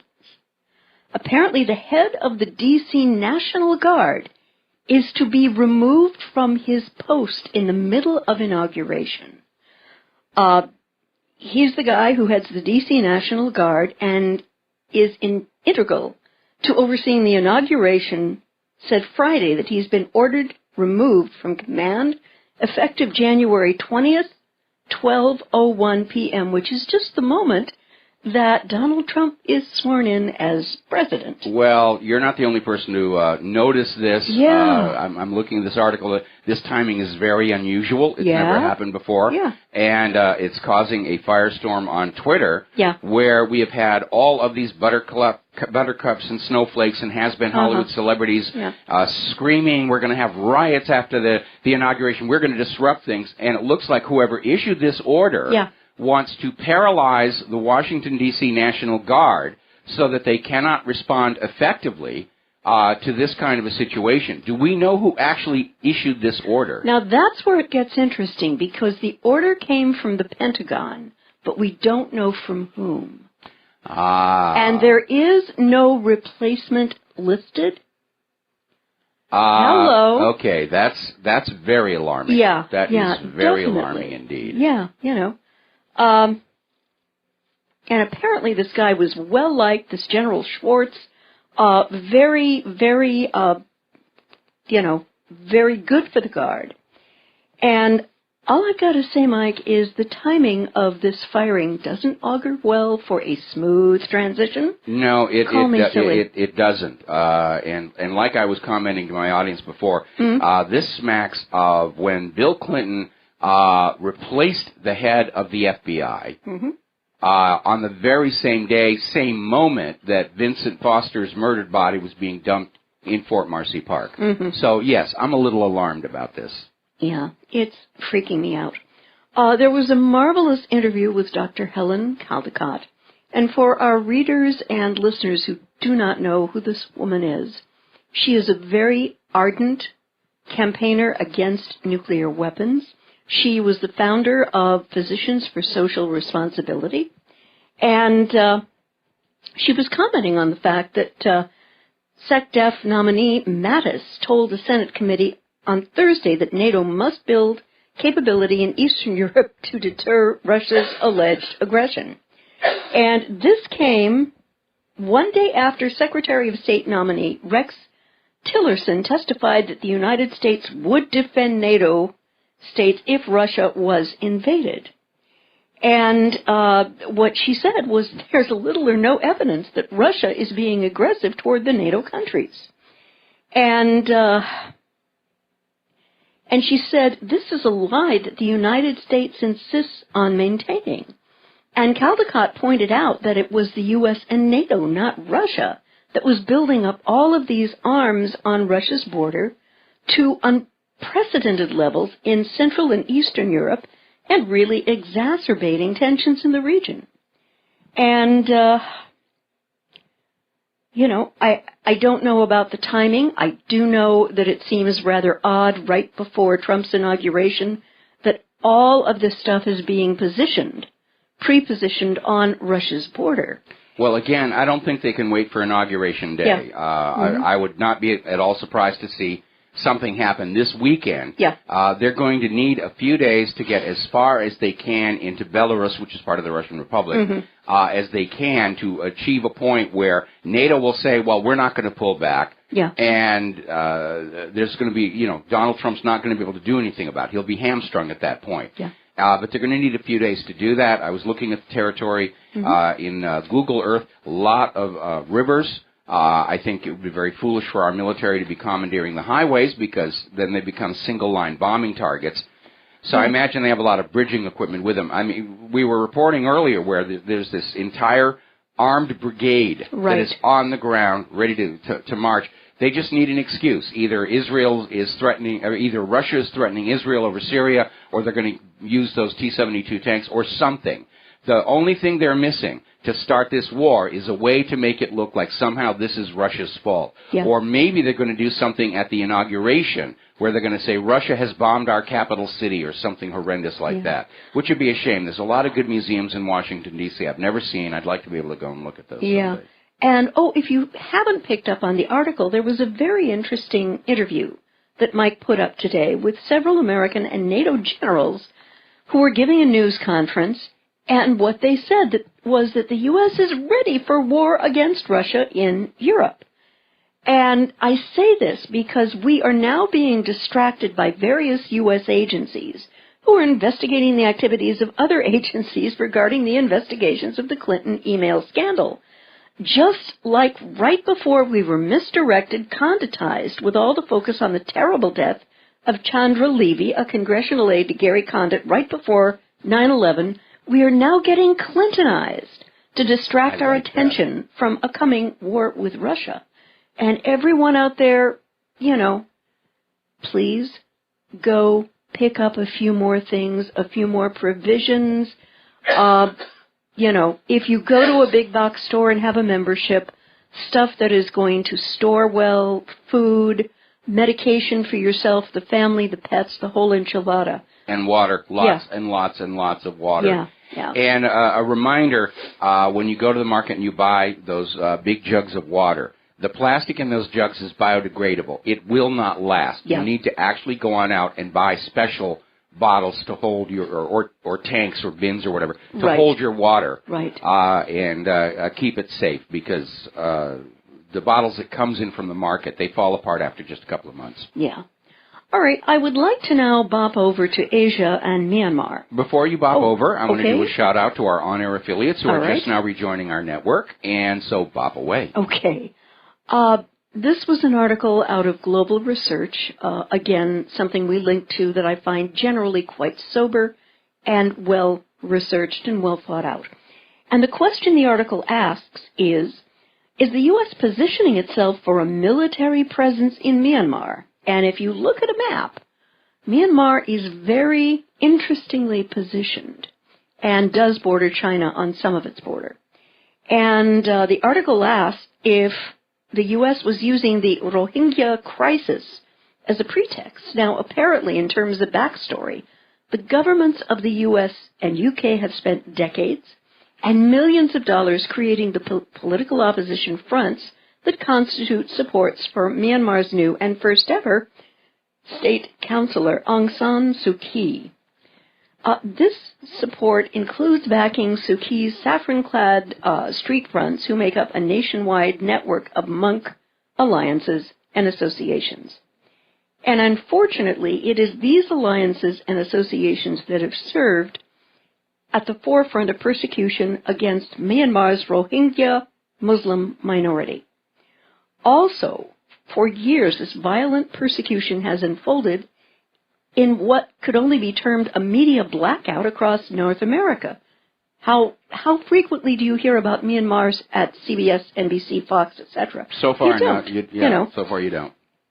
And when violence reaches fevered pitches, American and European media organizations intentionally introduce ambiguity as to precisely who is leading the violence. And what is that line about never letting a good crisis go to waste? So now the U.S. is expecting its military to go in as advisors. Gee, where did I hear that term before? Vietnam. Yeah, I know. That was rhetorical there. Yes. For the Myanmar military against a horrifically persecuted minority group, the Muslim Rohingya, who many times literally get burned out of their shacks by the Myanmar military. You know, I never thought this lifetime looking at various wars blamed on religious differences, but was actually about access to resources, that I would ever have to say, watch out, here come the Buddhists. Unfortunately, Myanmar is the exception to that rule in big time. Yeah, you know. And bopping on over to Israel, the Israeli IDF has this tactic where they will go into Palestinian homes in the middle of the night, wake the family up, separate the kids, accuse them of having thrown stones or something in a demonstration. Many times the kids haven't. And what happens is these kids get brutalized by men in masks and told, if you ever go to a demonstration, I'm going to shoot you. I'm going to kill you. And, you know, I have to tell you that this vicious intimidation of Palestinian kids by masked IDF members is an old stock in trade, and it must take a really manly man to punish innocent kids this way just for being Palestinians. I think it's disgusting.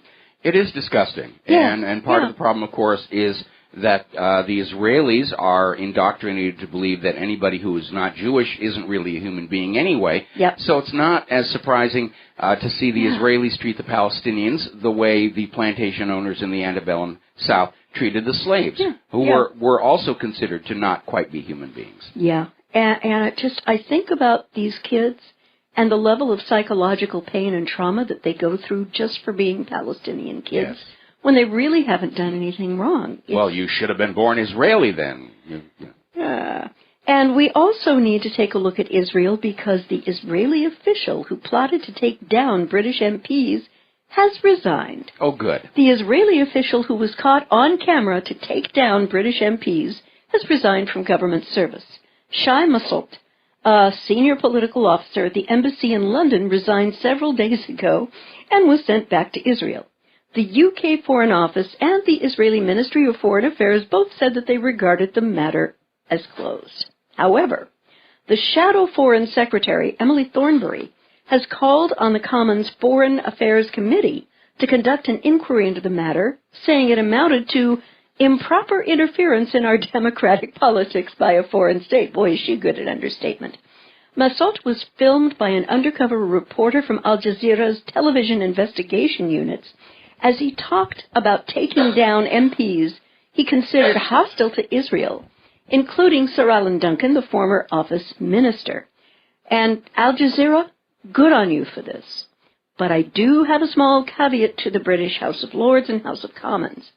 Please don't think that the problem is gone because the symptom has been removed. Temporarily here. Temporarily. I'm sure over in Israel they're saying, why are you complaining? The Americans let us do this all the time. What's wrong with you British people? And anyone representing the Israeli government will be looking at attempting to do precisely the same thing that he was, only with a little more finesse. This is the way the Israeli establishment thinks, and the sooner the government of the UK gets it, the sooner they will be able to prevent its negative impact on the British government.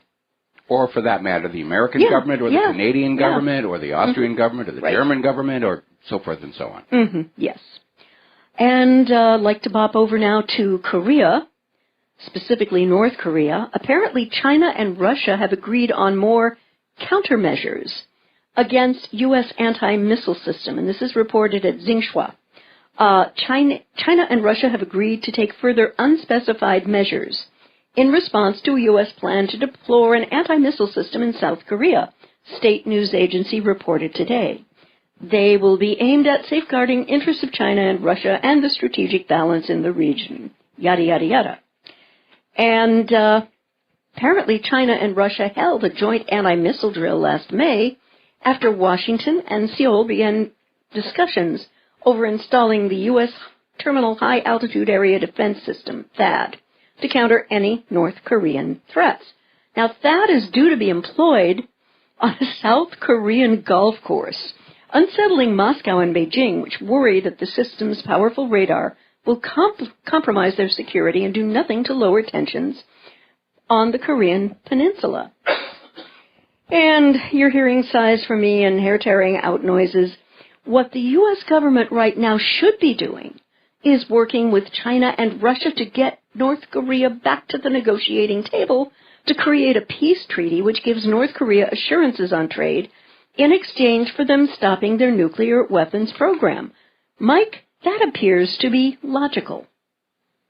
Well, logical is one thing. Yeah. Politically expedient, of course, is something else entirely. And, there's a lot of saber-rattling going on here. Mm-hmm. Yeah, absolutely.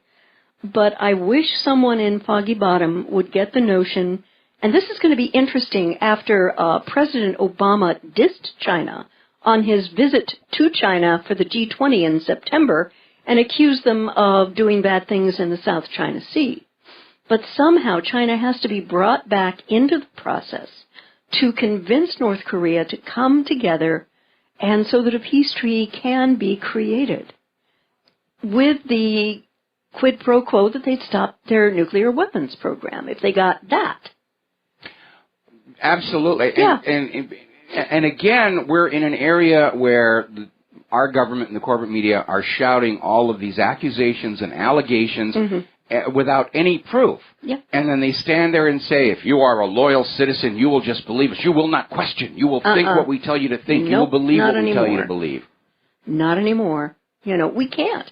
We can't afford to for the future of this nation and where it may be going. Or the future of the planet. Yeah, I mean, we're talking about serious risk of mushroom clouds all over the place. Yep. If every nuclear weapon possessed by the United States and by Russia were to be detonated at their nominal yields, we're looking at a real-life version of On the Beach. There'll be enough radiation in the atmosphere to kill off all life on Earth. That's how serious this gets. Right. Okay, before I let you go to your next story here, a little bit of an update on this thing about the District of Columbia National Guard commander. Yes. Apparently, the chief of the District of Columbia's Guard reports directly to the president. This general of the Washington, D.C. National Guard is a presidential appointee, which means the order to let him go had to come from President Obama. Okay, all right. And there is no mention of any kind of replacement. Those people are going to be on the ground blind. Well, you know what is probably going to happen is they're going to try and kick up a ruckus in the streets, and they're going to blame it on Donald Trump because, after all, he's in charge right now. If anybody from Donald Trump's campaign is listening to me, and I'm pretty sure some of you are. Yeah. Okay, Trump needs to have a new commander of the National Guard ready to plug in at 12:02 on Inauguration Day. Right. To be able to walk on in there and say, this is what we're going to do, and this is how we're going to handle the rioting. Yeah, exactly. Over to another embarrassment for the United States, as though it needs any more embarrassments. There have been so many. There was a leaked tape where John Kerry was heard to say that the U.S. watched ISIS rise in Syria and hoped to manage it. Well, that didn't work out too well, did it? Not too well. Yeah. And, but... Yeah, we're going to start an avalanche here and hope that we can surf it down to the bottom. And he made the observation, Nusra makes it hard, he said, referring to Jabhat al-Nusra, the al-Qaeda affiliate in Syria. Nusra and Daesh, ISIS, both make it hard because you have this extreme element out there, and unfortunately some of the opposition has kind of chosen to work with him. Really? Secretary of State? This is absolutely unbelievable to me. That the U.S. government allowed ISIS to grow to destabilize the Syrian government, believing it would push al-Assad to the negotiating table and then he would resign. But al-Assad called for Russian help, which has been the major factor in getting most of the jihadists out of Syria successfully. I want to make a comment here, and I've made it before. Okay. We have seen over the last, going on 20 years, an absolutely botched up foreign policy nightmare. Yeah. Goof after goof after goof after goof.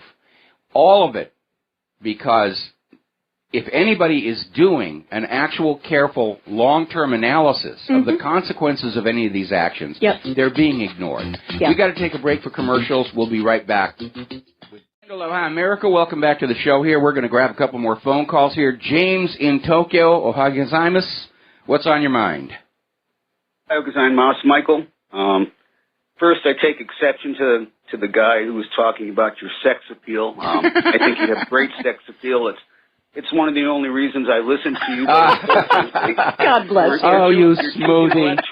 You smoothie. You're going to turn my head. For me, and you have that lovely harp angel. Yes, that part I'll agree with. That part I will agree with here. So what's on your mind? Talking about, sex appeal. Talking about sex. Well, I want to talk about Russia, but first, talking about sex appeal, I saw that Twitter thing that Madonna did of her vagina showing the tattoo or hair, I don't know, but the Nike logo, just do it for the Million Women March.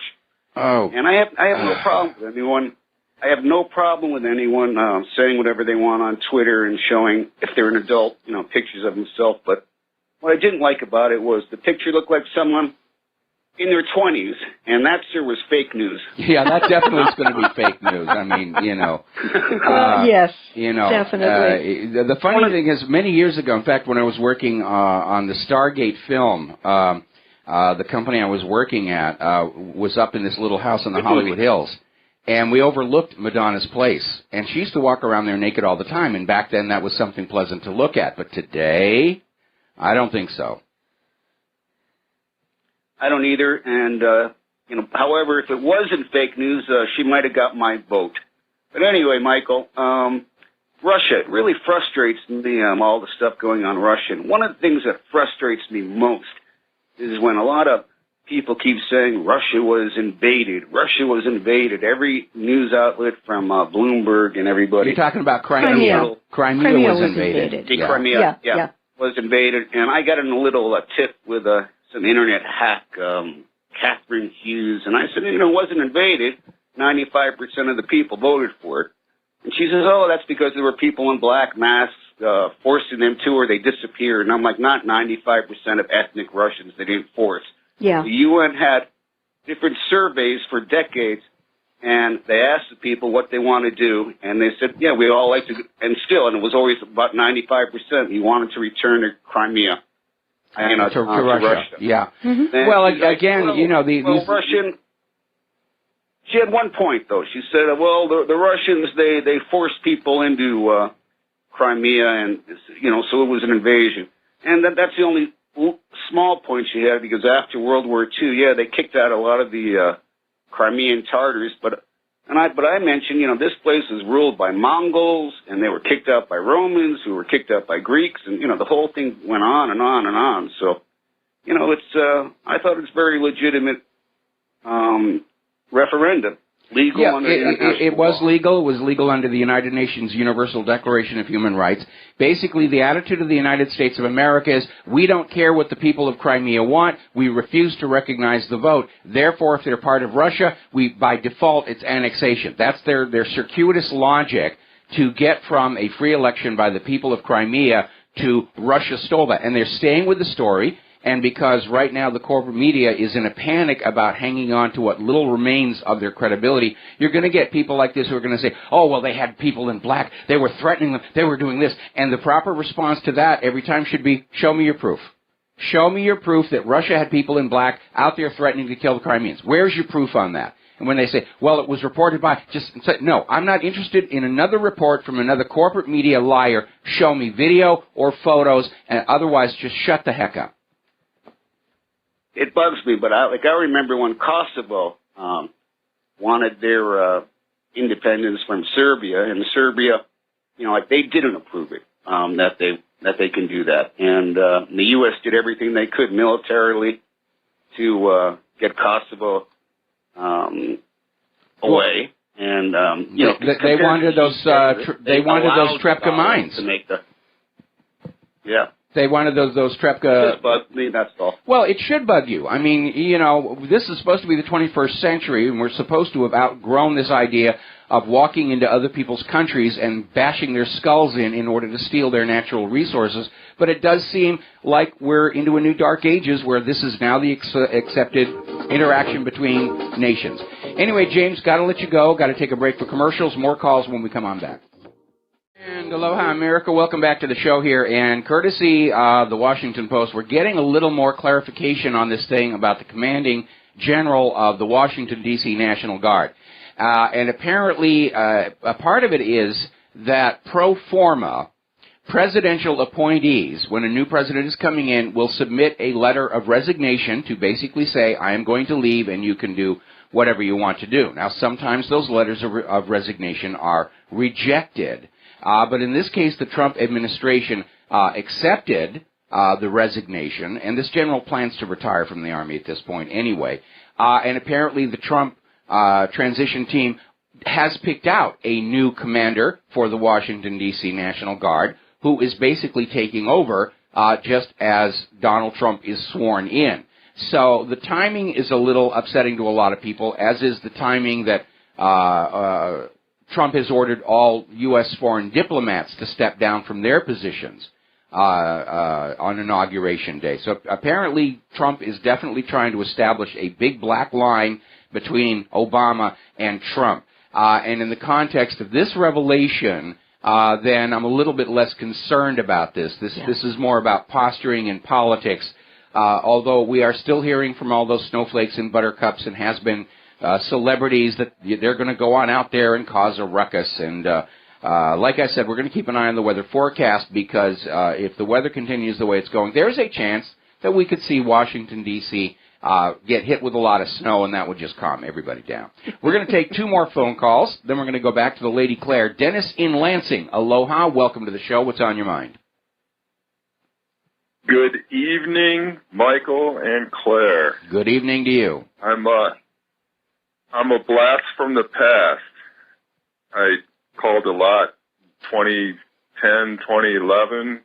I was taking care of an elderly parent.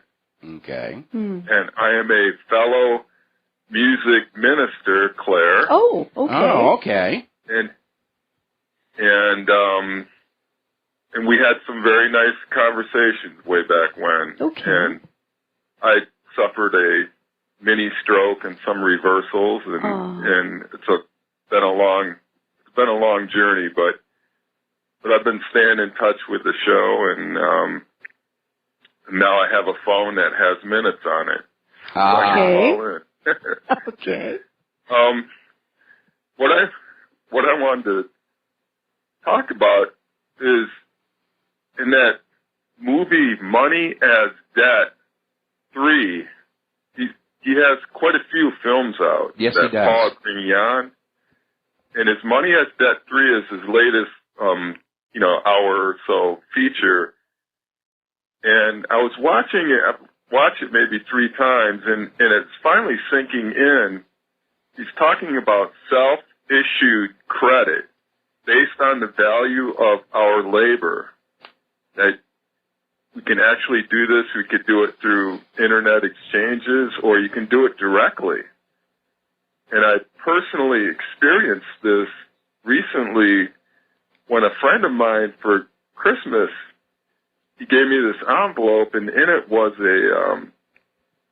a unique coupon for a local Italian food place where it was an unconditional, no expiration date, free dinner. Mm-hmm. Probably worth maybe $6-7. And I used to be a drinker, and I can relate to people who are dealing with addiction, and I could take that coupon. I live a block away from a little local liquor store. I could take the coupon over there and trade it for, $1.50 so I can buy myself a beer. Yes. And they can in turn take that same thing and trade it with somebody else for something else, and so on and so forth until somebody redeems it at the Italian place, and then it's no longer in circulation, but that becomes money. Yeah, that's it. That's it. Currency can be whatever any 2 individuals or a group agree represents a medium of exchange. And it's interesting you're talking about that ticket from the Italian restaurant, because back during the Depression of the 1930s, there was this story about this small kind of isolated town where they were really having trouble with the official U.S. currency and the banker debt and everything. And there was a newspaper. And they needed to get paper and ink and other supplies to get their newspaper out. So they went down to the paper supply place and the ink supply place, and they had printed up these little tickets, good for free advertising. And they said, we'll give you this, you give us some materials, we'll get the newspaper out, and when you cash that in, we'll give you a free ad. And people started doing exactly the same thing. They would take these tickets for free advertising and they would pass from hand to hand to hand to hand to hand. And it reached a point where the town's population had more confidence and trust in those advertising vouchers than in the Federal Reserve notes. And so what you're describing has happened many, many times throughout history. And interestingly enough, when Hitler was doing his German economic miracle and issued his own currency, it was actually denominated as a unit of labor. And it just, Germany's economy lit on up. They called it the German miracle, and that, of course, is why all the nations that were still enslaved to private central banks had to gin up a reason to go to war against him. Had to put a stop to that. Oh, absolutely. Same reason they wanted to destroy the young United States, same reason they almost came into the Civil War on the side of the Confederacy. How dare you just make your own money? You're only allowed to borrow money from the bankers at interest. Where do you get it? Well, we just print it up. Why can't I print up my own money? You're not allowed to. Bad things will happen to you. Okay? Right. Well, I'm getting ready to print up and put it on my website affidavits for free introductory lessons. I teach private music lessons. Okay. And I'm going to put that up, and they're going to be worth anywhere from $15 to $26. And again, people could just print up as much as they want, and they could trade it with each other, and it could be like a form of money, a form of debt-free money, because it has value once it gets redeemed with me. As long as it is redeemable in the end, the system will work. Where it breaks down is like with the Federal Reserve. They overprinted those paper certificates, which they weren't supposed to do under Bretton Woods. Anyway, Dennis, good to hear from you again. We're running out of time, and I need to let you go. We're going to take another phone call and then close the lines for the rest of the show so Claire can have her time on the microphone. Bob in Las Vegas, aloha. Welcome to the show. What's on your mind? Hi, Mike. Hi, Claire. Hope you guys are well. Working on it. Yep. Okay. Mike, thank you for the Manuka honey recommendation. It's really worked wonders, so thank you so much. Good. Mike, I got in a little late on the show, and I don't know if this was discussed, but what happened in Syria yesterday with the Israeli attack on that compound in Damascus, I had thought that the Syrian airspace, with the help of the Russians, was sealed with the S-300s, S-400s, etc. So I was a little surprised to see that they were able to penetrate Syrian airspace. So I don't know if that was discussed. Well, the original, let me give you a clarification because we did cover this earlier in the show. The original report was Israel had carried out airstrikes. As it turned out, they had used missiles launched from somewhere around the Sea of Galilee. They could have been low-level cruise missiles or something. But whatever it is, they did succeed in penetrating the space, and I'm sure both Syria and Russia are moving resources to be able to cover that again. But there's no question it's an outright provocation, and I think one of the possible motives is to try and goad Russia into doing something that could be portrayed as a direct threat to Israel, and then, of course, then they launch that invasion force in Poland into Russia. Yeah. My last point, and then before I ask you this last question, I want to praise Claire for she always seems to bring up what's happening in Yemen. She's one of the few people that does this, so thank you. You know, it says a lot about you as a person. You bring up this very sad story. Yes, you're welcome. I had a temporary brain cramp last night, and I watched the first few minutes of O'Reilly. And his talking points, he was condemning this whole P-Gate story. But then he had Lindsey Graham on, little Lindsey, and he said to him, Lindsey Graham said, yeah, the Russians gave this story to this British MI6 guy. And O'Reilly said, just, accepting it like, yeah, of course they did. While 2 minutes earlier he was condemning the corporate media for going with this story with no evidence, he just he just agreed with Lindsey Graham. I mean, do we have evidence that this was given by the Russians to this British PR guy?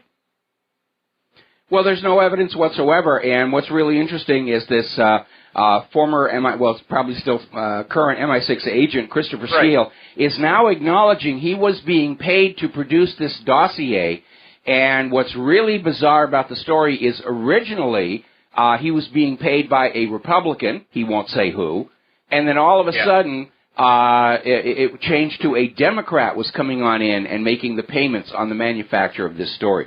And the only substantiation Steele has for any of it is another spy has stood up to say, oh, yes, Christopher wouldn't lie to you.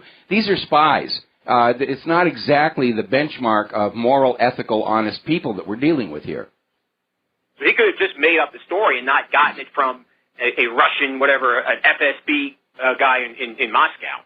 Well, the actual story of the events in the hotel room actually began as a piece of fan fiction by somebody who hates Donald Trump and just wrote this up as, this sort of fantasy misadventure. This is what Donald Trump's like. And it got grabbed and propaganda laundered through this MI6 guy. And then, of course, John McCain was the ultimate propaganda laundry because he handed it to the intelligence agencies. It went from there to the media. Most of the media didn't want to deal with it. Then BuzzFeed ran with it. And the rest of the media said, okay, BuzzFeed has opened the gates. We can go with this.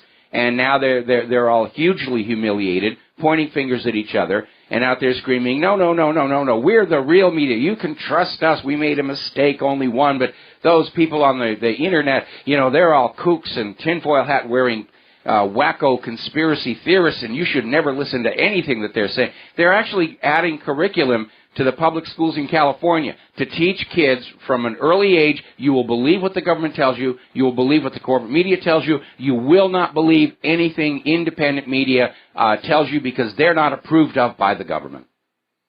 Well, I'm glad I left California, and I'm glad at this point I don't have any kids, because if I had kids growing up going through these public schools, I think it would just, I had to send them to private schools. I couldn't. I agree. If I was fortunate enough to be a parent, I would have my kid in private school. Actually, what am I kidding? At my age, if I'd had a kid, they would have graduated college by now. But it really is very ugly out there. And, of course, all of this is a violation of the First Amendment. But we have a government that has declared war on the American people and on the Bill of Rights. But, Mike, I'm worried about Trump's fate once he becomes president. But I don't think if they want to take him out, I don't think it's going to be via the JFK route. I think it'll be through this phony intelligence and maybe potentially an impeachment. I think that's more likely than just going out and assassinating him and putting it on some lone, like in Paul Craig Roberts' view, some right-wing nut who resents the fact that Trump is quote unquote a stooge of Russia. That they might do that, but he thinks too that it might be it's going to be based on this phony intelligence. Well, that's it exactly, and I think the American people are going to demand a high standard of proof before Congress tries to remove the President of the United States of America. And if they try, they could trigger a civil war or an outright bloody revolution. And I'd like to avoid those outcomes. But on the other hand, we cannot just let an entrenched oligarchical establishment just roll over the American people, roll over the Constitution. We dare not leave our children to suffer under this current system. No responsible parent could ever even consider allowing their children to grow up under a government that just lies to them, takes their money, sends them out to die in wars of conquest, and is a functionally a dictatorship with pretensions and illusions of democracy being not too carefully maintained. But we've reached basically a crossroads here, and we're going to have to make some very hard choices if they try and take Trump out of the White House. All right, well, you guys have a great weekend. Thank you. You too, and thanks for the call. All right, thank you very much. Do you have a short story here? Yes, I do, looking at the clock. About 3 minutes. Yeah. U.S. forces massacred Afghan civilians in self-defense. In early November... They waved a rug at me. They waved a rug at me. Yeah, right. In early November, there was an incident in northern Kunduz province of Afghanistan that resulted in the death of 33 Afghan civilians. And a Pentagon military investigation concluded in a new report today. The troops ordered the airstrike against the village of Baz, and the bombings killed large numbers of civilians within. Now, this report was very quick to shrug off civilian casualties, insisting that the troops had acted in self-defense and that they were clearing the troops of any wrongdoing for calling in the airstrikes against civilian homes within a village, presenting it as an appropriate response. What exactly was the threat that was presented to these soldiers? Well, here you go. I mean, this is so vague and so vacuous. The investigation centered its justification on claims that Taliban forces had fired on troops and might have, been within any given house in the village, concluding that the bombing of all the houses was the minimum force required to neutralize various threats they might conceivably have been under. Okay. So, Mike, back in Vietnam days, we had to destroy that village to save it. So now slaughter and assassination of innocent non-combatants is defined by the U.S. military as self-defense? I mean, come on. What this reminds me of is the response of the papal legate during the Catholic Church's genocide against the French Cathars. When apprised that there were women and children with the men at Montségur, he responded, "Kill them all. God will find his own." I don't think this should have gone down this way at all. Well, I don't either. Yeah. And in a just world, you might want to talk to your imaginary playmate up there about this. All of these people ought to be hauled before The Hague. They need war crimes trials. Unfortunately, we've seen the U.S. government go way beyond what the Nazis were doing. I mean, even the Nazis had certain limits. Yeah. You know, and our government seems to think it's all open season. Kill men, women, and children, torture people to death to find weapons of mass destruction that don't exist. Yeah. All right, we're going to take a break for commercials. Back with the last segment of our Powhana Friday show after these few words. And aloha, America. Welcome back to our show here. Last segment of our Powhana Friday program on Friday the 13th here. And Claire, take it away. Okay. In his... Sorry Don't do about that. I love you, but please don't do that.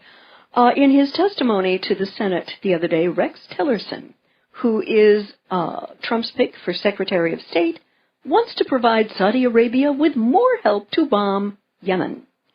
Now, for 21 months, a coalition of nations led by Saudi Arabia has been relentlessly bombing Yemen, using U.S. and UK-produced weapons and intelligence in a war that has devastated the country and killed well over 10,000 Yemeni people. Well, because once the U.S. government conquers a country and imposes a puppet ruler, you will love your puppet ruler. How dare you try and take your country back from the American empire? Hail Caesar! There is abundant evidence that the high civilian death toll in Yemen is the result of deliberate, not accidental airstrikes by Saudi Arabia. During its campaign, Saudi Arabia has bombed endless civilian targets, including homes, farms, markets, factories, water infrastructure, hospitals, and children's schools, and has even gone so far as to use banned cluster weapons, which are designed to inflict damage over a wide area and often remain lethal for years after being dropped. They're also a tremendous attractant to little toddlers because they look so much, and I think they're engineered to look like food packages, and will literally tear a toddler limb from limb. Cynthia McKinney raised a big stink about that when she was still in Congress, which is one of the reasons she's no longer in Congress. Yeah. Ooh. Oh, I'm sorry. Okay. But I do have a response to this, and that is Rex. I am having an industrial strength. Palm to forehead moment. But let us all remember that all of Trump's nominees are before Congress to be confirmed. I know. And we have to hold open the reality that they are telling Congress what they believe Congress wants to hear in order to win that confirmation. I know. And it may not actually reflect what their own policies are. And it certainly is going to have no bearing on the fact that once he is in office, policies regarding Yemen, Saudi Arabia, and so forth will be set by President Donald Trump. Right. But it's very, to me, what's very annoying, Mike, is what Congress wants to hear. And apparently they want to hear that the U.S.'s complicity with this slaughter of people in Yemen is perfectly fine. And it's not fine to me. It's not fine that children are starving to death. And I posted some very graphic images of kids who have been killed and are dying slow, painful deaths from malnutrition because of the Saudi blocking of the Yemen harbor. They can't get No, food what in. Congress wants to hear is more war, and more money into these military contractors whose stock lines these Congress critters' portfolios. Yeah. That's what Congress wants to hear. Yeah. That they are going to be made richer off of all this bloodshed, and their thought process stop at the end of richer. Yeah, We will you. make you richer. Okay, Yeah. fine, you're confirmed. All right, there's the music. Time for us to get out of here for the weekend. Remember, you Rivero's Rangers are now all part of the independent media.